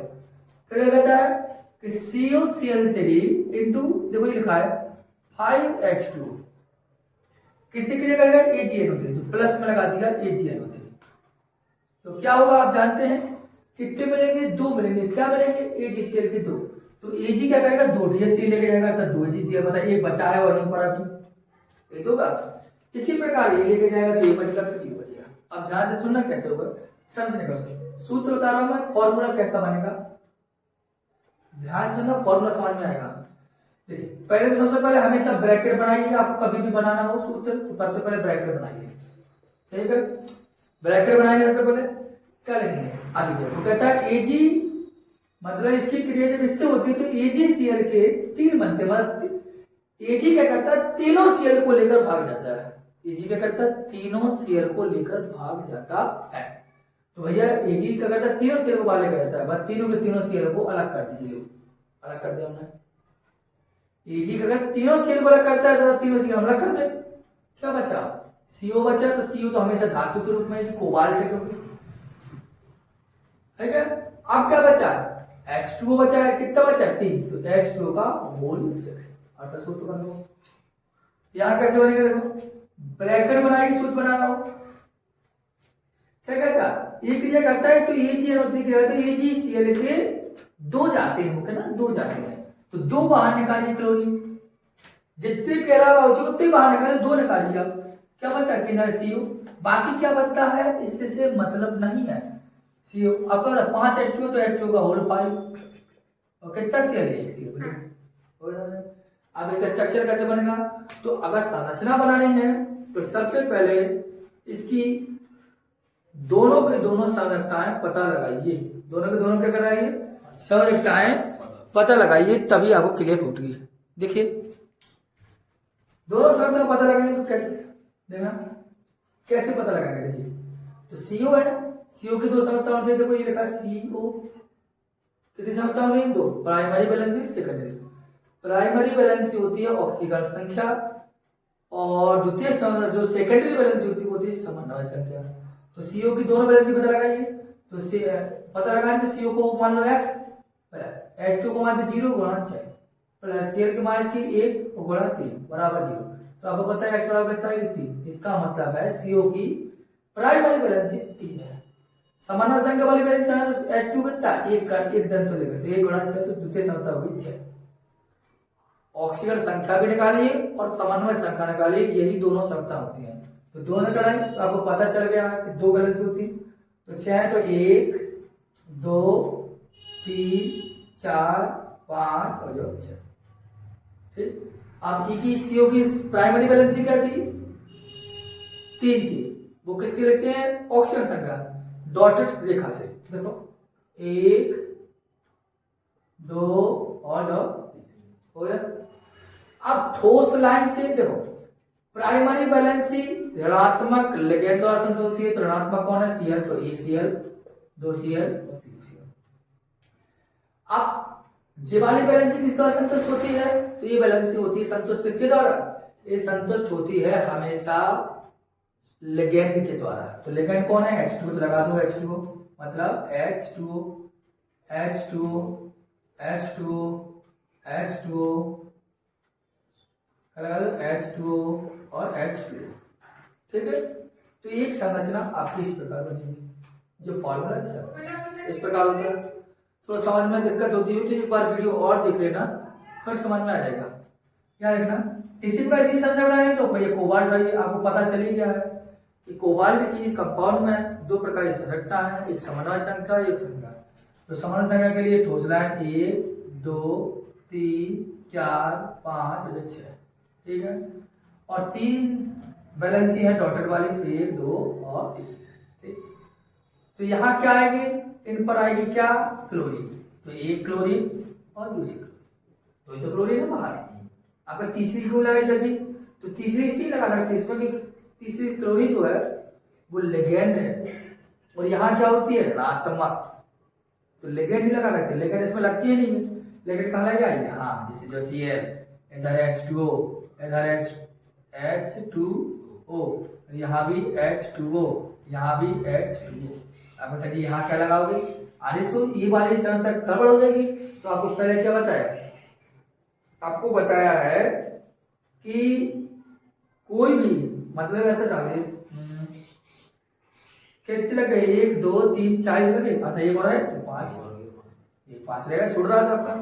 अब जवानी बैलेंस में क्या लगाएंगे, तो आपको पता है कोई भी धातु दोनों संयोजकताएं रख सकती है, तो ये खाली है तो इसको हटाइए, इसके साथ लगा दीजिए, ये शर्त बताइए, इसको लिख लीजिए, कोई समस्या तो बताइए।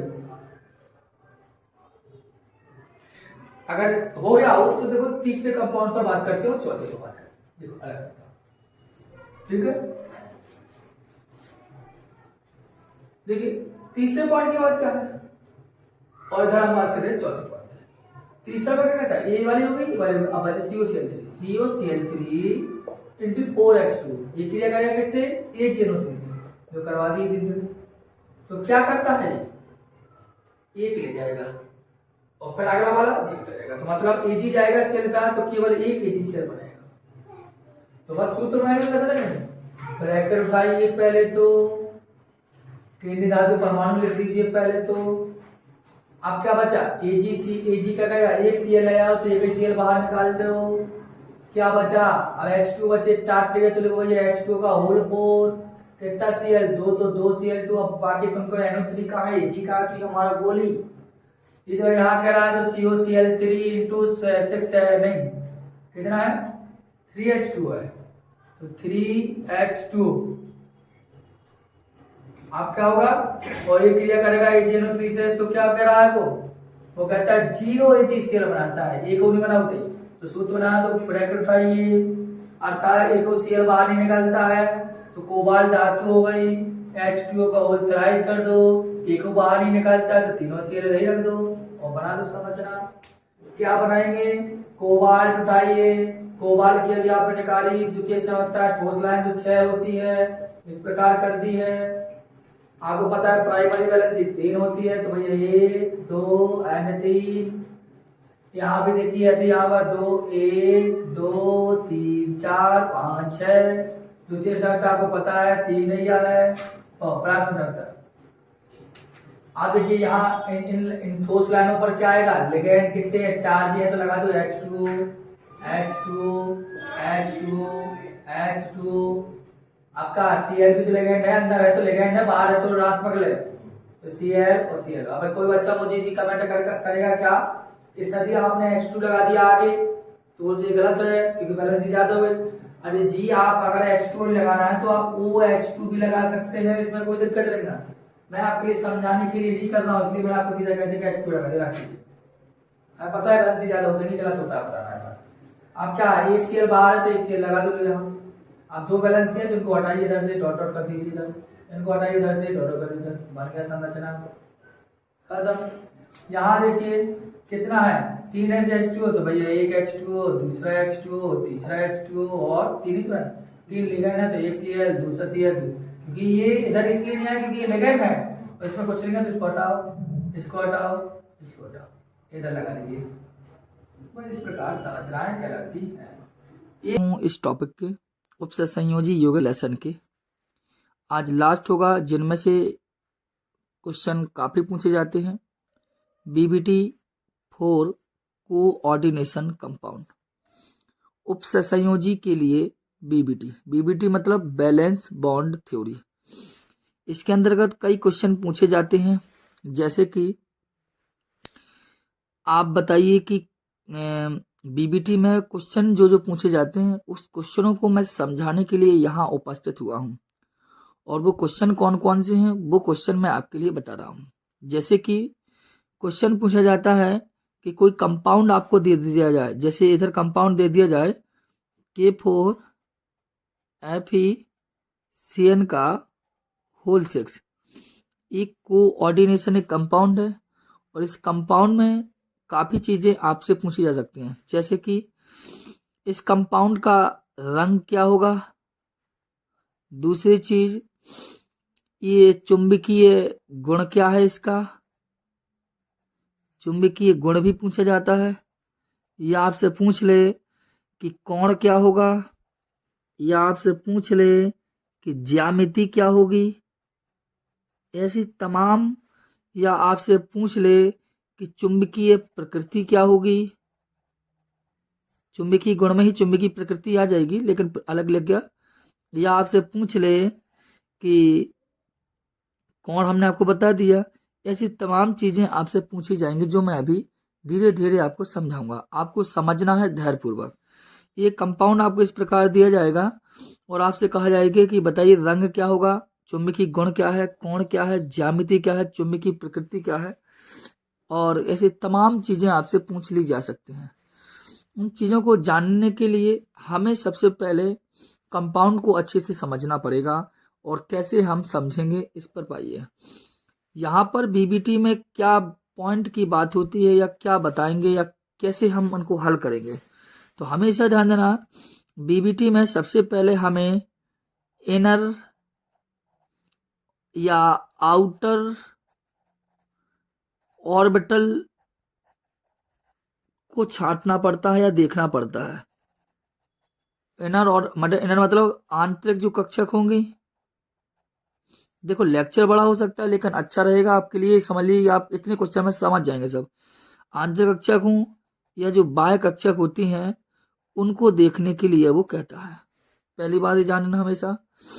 दूसरी बात, आप इसके साथ साथ ये भी जानिए कि हमें ये देखना होता है कि जो हमारे पास कॉम्प्लेक्स कंपाउंड दिया गया है, उस कॉम्प्लेक्स कंपाउंड में समन्वय संख्या, अर्थात समन्वय संख्या कितनी है। क्योंकि हमारे सिलेबस में केवल 2 समन्वय संख्याओं की बात की गई है। एक कोऑर्डिनेशन नंबर अर्थात समन्वय संख्या लिखा है, CN मतलब साइनाइड नहीं है। समन्वय संख्या एक 4 के लिए बात हो रही है, और एक बात होगी समन्वय संख्या 6 के लिए। ठीक है बच्चों, ध्यान से मेरे लेक्चर को समझें तो समझ में आएगा, नहीं तो कुछ समझ में आएगा आपको। अगर समन्वय संख्या 4 है तो इसके लिए आपका जो एंगल मतलब आपके लिए बोले तो हम कह सकते हैं संकर्ण। यहाँ पर एक छठवीं बात जान लीजिए, संकर्ण की बात भूल गया था मैं। संकर्ण कुछ रहता है।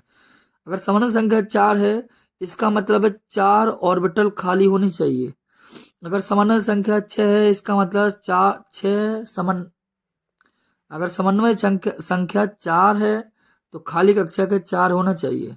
अगर समन्वय संख्या 6 है तो खाली कक्षक भी 6 होनी चाहिए। अगर समन्वय संख्या 4 है तो आपका संकर्ण होगा DsP2 इनर के लिए या sp3 के लिए। ये 2 में से कुछ हो सकता है। यदि समन्वय संख्या 6 है तो संकर्ण आपका क्या पता है, D2sp3 या sp3d2 कुछ भी हो सकता है। इस बात को आप जान के रखिए, समझ के रखिए। 4 के लिए और 6 के लिए एंगल बताए गए हैं अभी यहाँ पर कि 4 आप कौन सा ए होगा कि ये होगा 4 के लिए, इस 6 के लिए ए होगा कि ये होगा। इसको लिए हमें कुछ ट्रिक के माध्यम से समझना होगा कि कौन सा होगा कौन सा नहीं होगा। इस बात के लिए हम आपके लिए चलते हैं। आइए बात करते हैं आगे। अब यहां पर बात आपको जाननी क्या है, बात आपको जाननी है एक ट्रिक की। वो ट्रिक क्या है, वो ट्रिक है कनॉक्स, मतलब CNOX। ट्रिक आपके लिए ए है, ध्यान सुने। CNOX को इधर लग करिए, ऐसा समझ लीजिए, समझ में आ जाएगा थोड़ा सा। CN इधर क्या होगा कि सभी के सभी स्ट्रॉन्ग फील्ड लिगेंड, मतलब ऐसा मान लीजिए कि प्रबल लिगेंड होते हैं इसके अंतर्गत। ठीक, और जो प्रबल लिगेंड होते हैं वो हमेशा इलेक्ट्रॉन का युग्मन कराते हैं। इलेक्ट्रॉन का युग्मन, अब कौन क्या होता है इलेक्ट्रॉन का युग्मन, वो भी मैं यहां पर बता दे रहा हूं। जैसे सपोज दैट डी के ऊपर 6 है तो डी के पास कितना ऑर्बिट होगा, 5। देखिए इस प्रकार 6 है तो 1 2 3 4 5 और ये 6। हुंडी के अकॉर्डिंग भरते हैं। अगर ये प्रबल के लिए हो, युग्मन का मतलब है ये इधर आ जाएगा और ये इधर, ये खाली हो जाती है, अर्थात आगे कैसे हो जाता है इस प्रकार। ध्यान से सुनना, समझिए, दो तो थी ही पहले से, ये अकेला था तो जे इधर आ जाएगा तो क्या होगा, ऐसा हो जाएगा, और ये अकेला था ये इधर आ जाएगा तो कैसा होगा, ऐसा। तो ये इलेक्ट्रॉन का युग्मन का मतलब ये होता है। ठीक है, तो अगर स्ट्रॉन्ग फील्ड लेगेंड अर्थात प्रबल लेगेंड है तो इलेक्ट्रॉन का युग्मन होगा। ठीक, अगर वीक फील्ड लेगेंड की बात होगी यहाँ पर, अर्थात दुर्बल लेगेंड होगा। अगर दुर्बल लेगेंड की बात होगी तो ये इलेक्ट्रॉन का युग्मन नहीं कराता सर, इस बात को आप जानना है। अब हमें कैसे पता चलेगा कि कौन सा इलेक्ट्रॉन प्रबल है, वो कौन सा लेगेंड प्रबल है और कौन सा लेगेंड प्रबल नहीं है। देखो प्रबल लेगेंड, वो लेगेंड को मैं पहले ही आपको अच्छे से समझा चुका हूँ, वीडियो को देख लेना अच्छे से। कैसे पता चलेगा कौन प्रबल है, तो देखो एग्जाम्पल के तौर पर बता देता हूँ। अगर CN माइनस मतलब साइनाइड मिला तो प्रबल है, देखो CN लिखा है, C और N, या आपको NH3 मिली, समझना प्रबल लेगेंड है, या आपको EN मिली एथिलीन डाइएमीन, या आपको प्रीडीन मिली, या आपको hydrogen NH2 single bond NH3 ये मिल गया आपको, तो समझ जाना ये आपके प्रबल लेगेंड है। ये जहां दिखाई दे, CN दिखाई दे, NH3 दिखाई दे, EN दिखाई दे, प्रीडीन, हाइड्रोजन या डाई प्रीडीन लिखा हो, ऐसा कुछ कहीं मिल जाए इनमें से, तो समझ जाना ये प्रबल लेगेंड है और इलेक्ट्रॉन का युग्मन निश्चित कराएंगे, आपको कराना होगा। दुर्बल लेगेंड मतलब जैसे कि आपके लिए H2O होगा, ये दुर्बल है, देखिए O आ गया, इधर भी O है।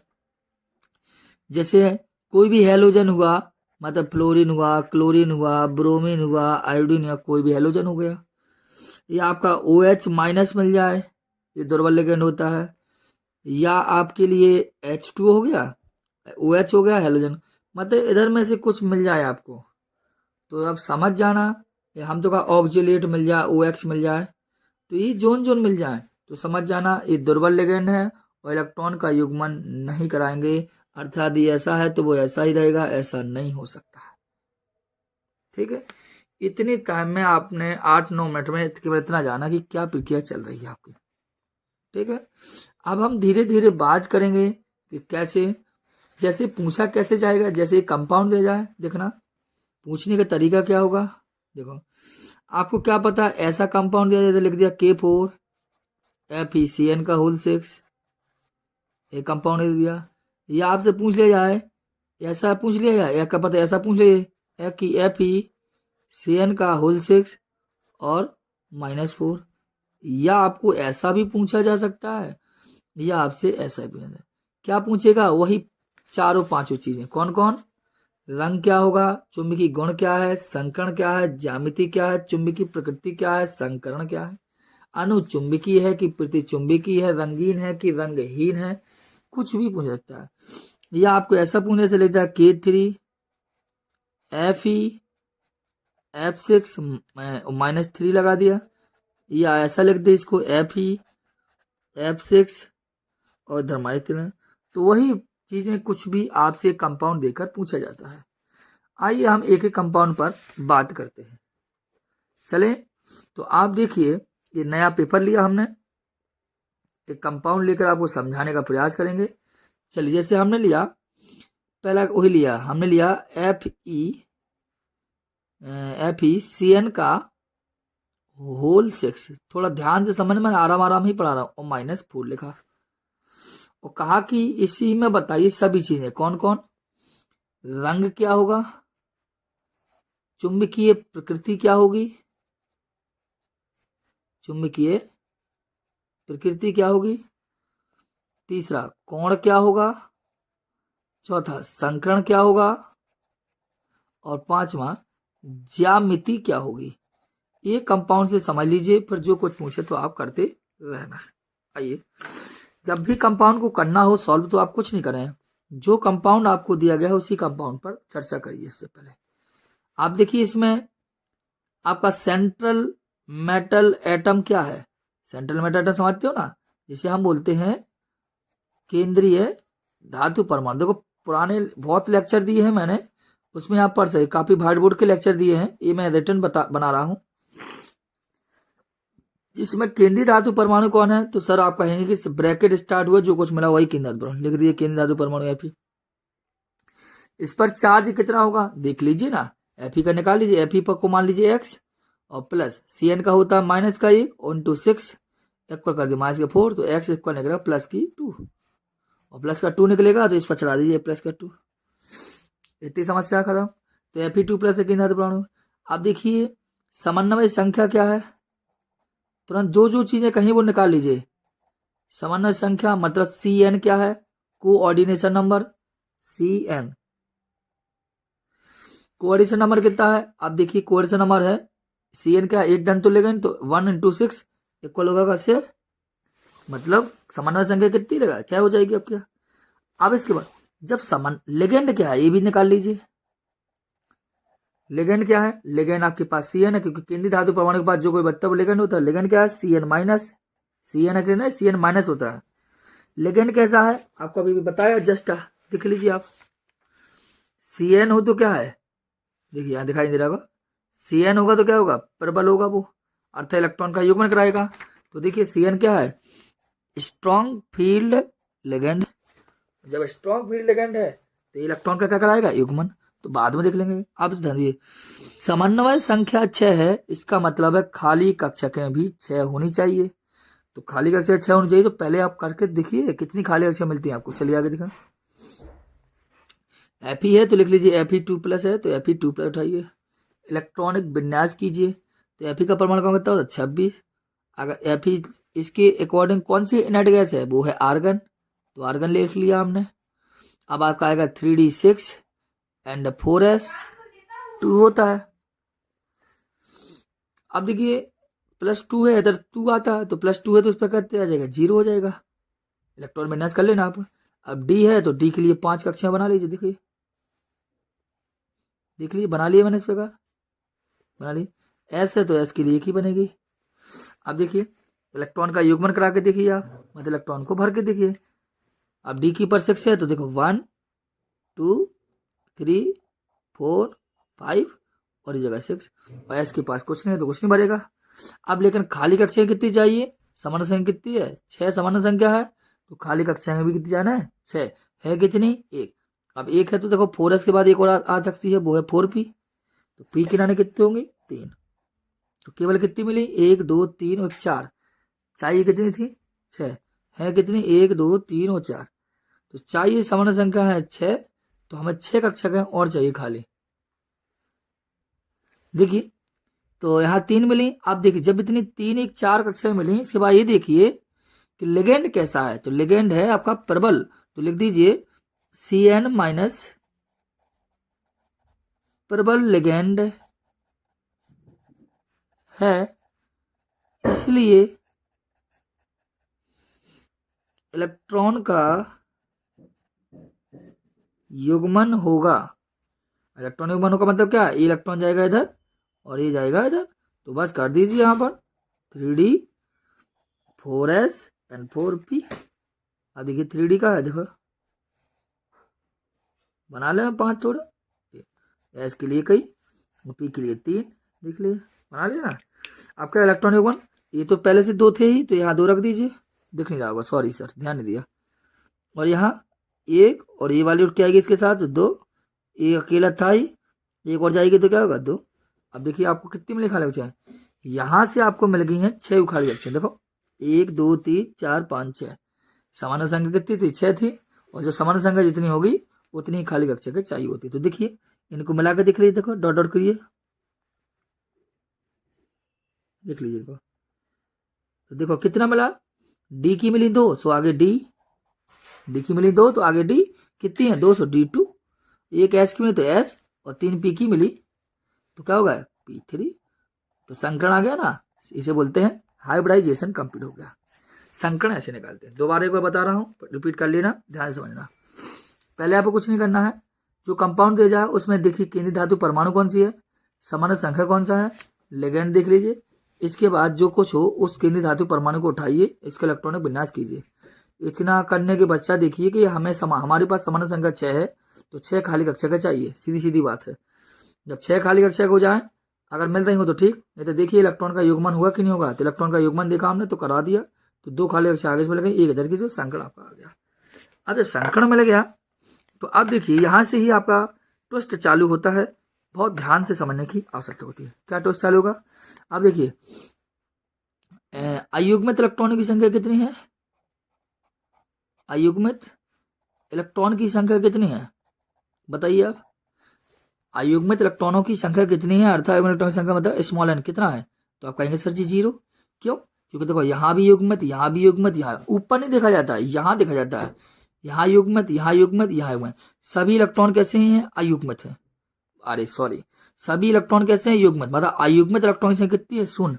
जब अयुग्मित शून्य हो तो इसे चुंबकीय जो प्रकृति होती है, चुंबकीय प्रकृति जो होती है, मतलब जब इलेक्ट्रॉन अयुग्मित होते हैं तो जो चुंबकीय प्रकृति होती है वो होती है अयुग्मित 0 है, इसका मतलब ही कहलाएगा प्रतिचुंबकीय। ये कहलाएगा प्रतिचुंबकीय। अगर हम कहते हैं रंग क्या होगा, तो आप खुद देखिए रंग क्या होगा। जब अयुग्मित इलेक्ट्रॉन 0 है तो रंग होगा रंगहीन, कोई कलर नहीं होगा इसके पास। और चुंबकीय आघूर्ण क्या होगा? चुंबकीय आघूर्ण, चुंबकीय आघूर्ण देखो म्यू इक्वल का होता है √n × n+2 और bm बोर मैग्नेट मात्रा होगा। आप रख दिए n का मान कितना है? 0, तो म्यू बराबर क्या आएगा? 0 बोर मैग्नेट। ये बात समझ में आ चुकी होगी। अब संरचना देखना है तो संरचना देखें। ज्यामिति क्या होगी इसकी? ज्यामिति तो समानव संख्या कितनी थी इसकी? देखिए आप समानव संख्या कितनी थी? ऊपर देखिए 6, तो समानव संख्या 6 है तो बस एफ ही है आपके पास केंद्र धातु परमाणु, तो एफ ही रख लीजिए बीचों बीच।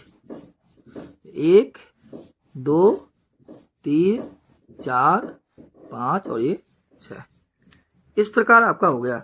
अब यहां लगाइए आप Cn माइनस Cn माइनस और Cn minus Cn minus Cn minus और Cn माइनस, ये बन गया आपकी संरचना। अब इसको डॉट करना कर दीजिए ऐसा, तो ये संरचना कहलाती है अष्टफलकीय। अब ऐसा समानव संख्या 6 थी तो ठोस लाइन हमें 6 दिखाने पड़े। एफ ही केंद्रीय धातु परमाणु से बीच में रखना पड़ा, और Cn 6 थे तो Cn लिगेंड चारों तरफ रखना पड़ेगा। इस प्रकार आप इसको देख सकते हैं। मैंने एक कंपाउंड लेकर आपको समझाया है, आशा करते हैं आपको समझ में भी आया होगा। अगर नहीं आया होगा तो एक एग्जाम्पल और लेकर चलते नहीं, अगर दोहराना चाहें तो दोहरा सकते हैं कि सबसे पहले कंपाउंड दिया जाए आपको इस प्रकार, इतनी चीजें कुछ भी पूछ सकता है। सबसे पहले केंद्रीय धातु परमाणु लिखिए, समानव संख्या क्या है वो लिखिए, लिगेंड लिख लीजिए, फिर इलेक्ट्रॉन विन्यास कीजिए, जितना समानव संख्या होगी उतने खाली कक्षा देखिए, फिर जितना अयुग्मित इलेक्ट्रॉन 0 है तो समझ लिया प्रतिचुंबकीय है, अयुग्मित इलेक्ट्रॉन होते तो अनुचुंबक होता है, और रंग रंगहीन होगा क्योंकि अयुग्मित इलेक्ट्रॉन 0 है। चुंबकीय आघूर्ण सूत्र लगा दीजिए, अष्टफलकीय संरचना की संरचना बनती है। ठीक है, वर्नर सिद्धांत पढ़ा था तो वहां भी बताई थी। आइए एक नए पेज पर चलते हैं, नए एग्जाम्पल पर। आइए कंपाउंड और लेते हैं। जैसे आपको कंपाउंड दिया जाए, जैसे NiCl का होल 4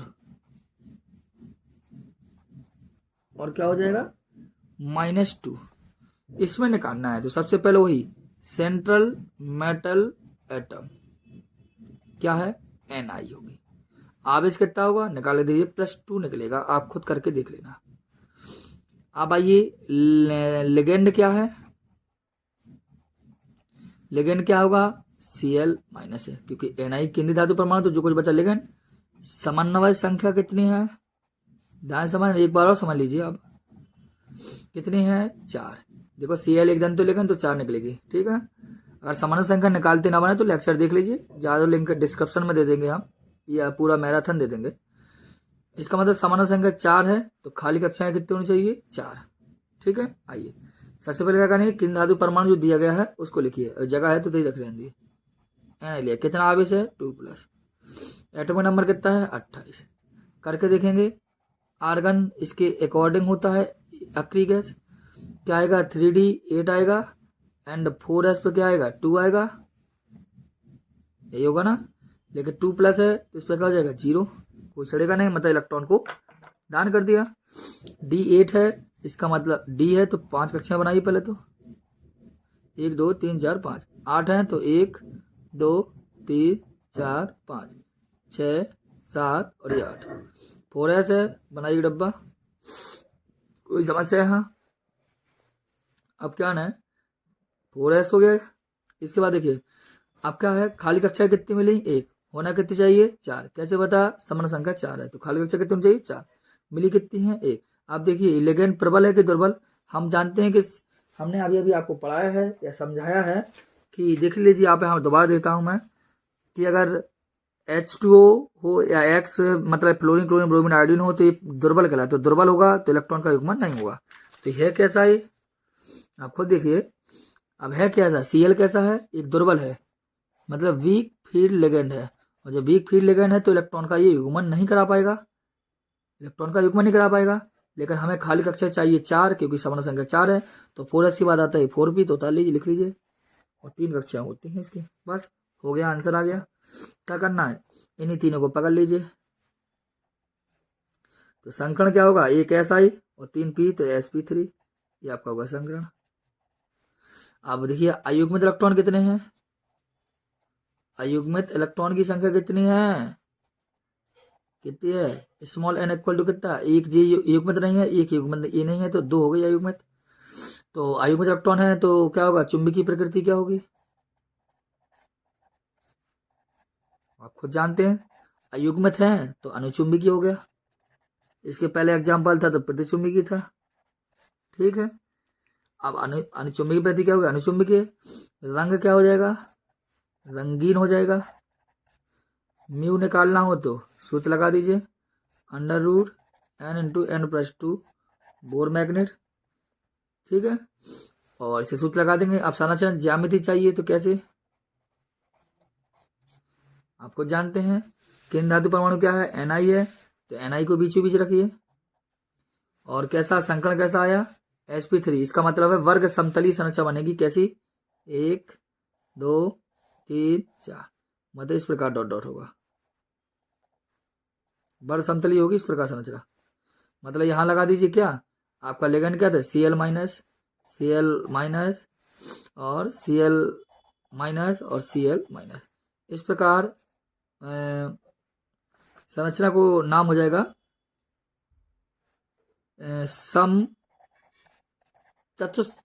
चतुष्फलकीय, सम चतुष्फलकीय संरचना एक कहलाएगी। इस प्रकार हम निकालते हैं। आशा करते हैं आपको समझ में आया होगा इन 2 एग्जाम्पलों के आधार पर।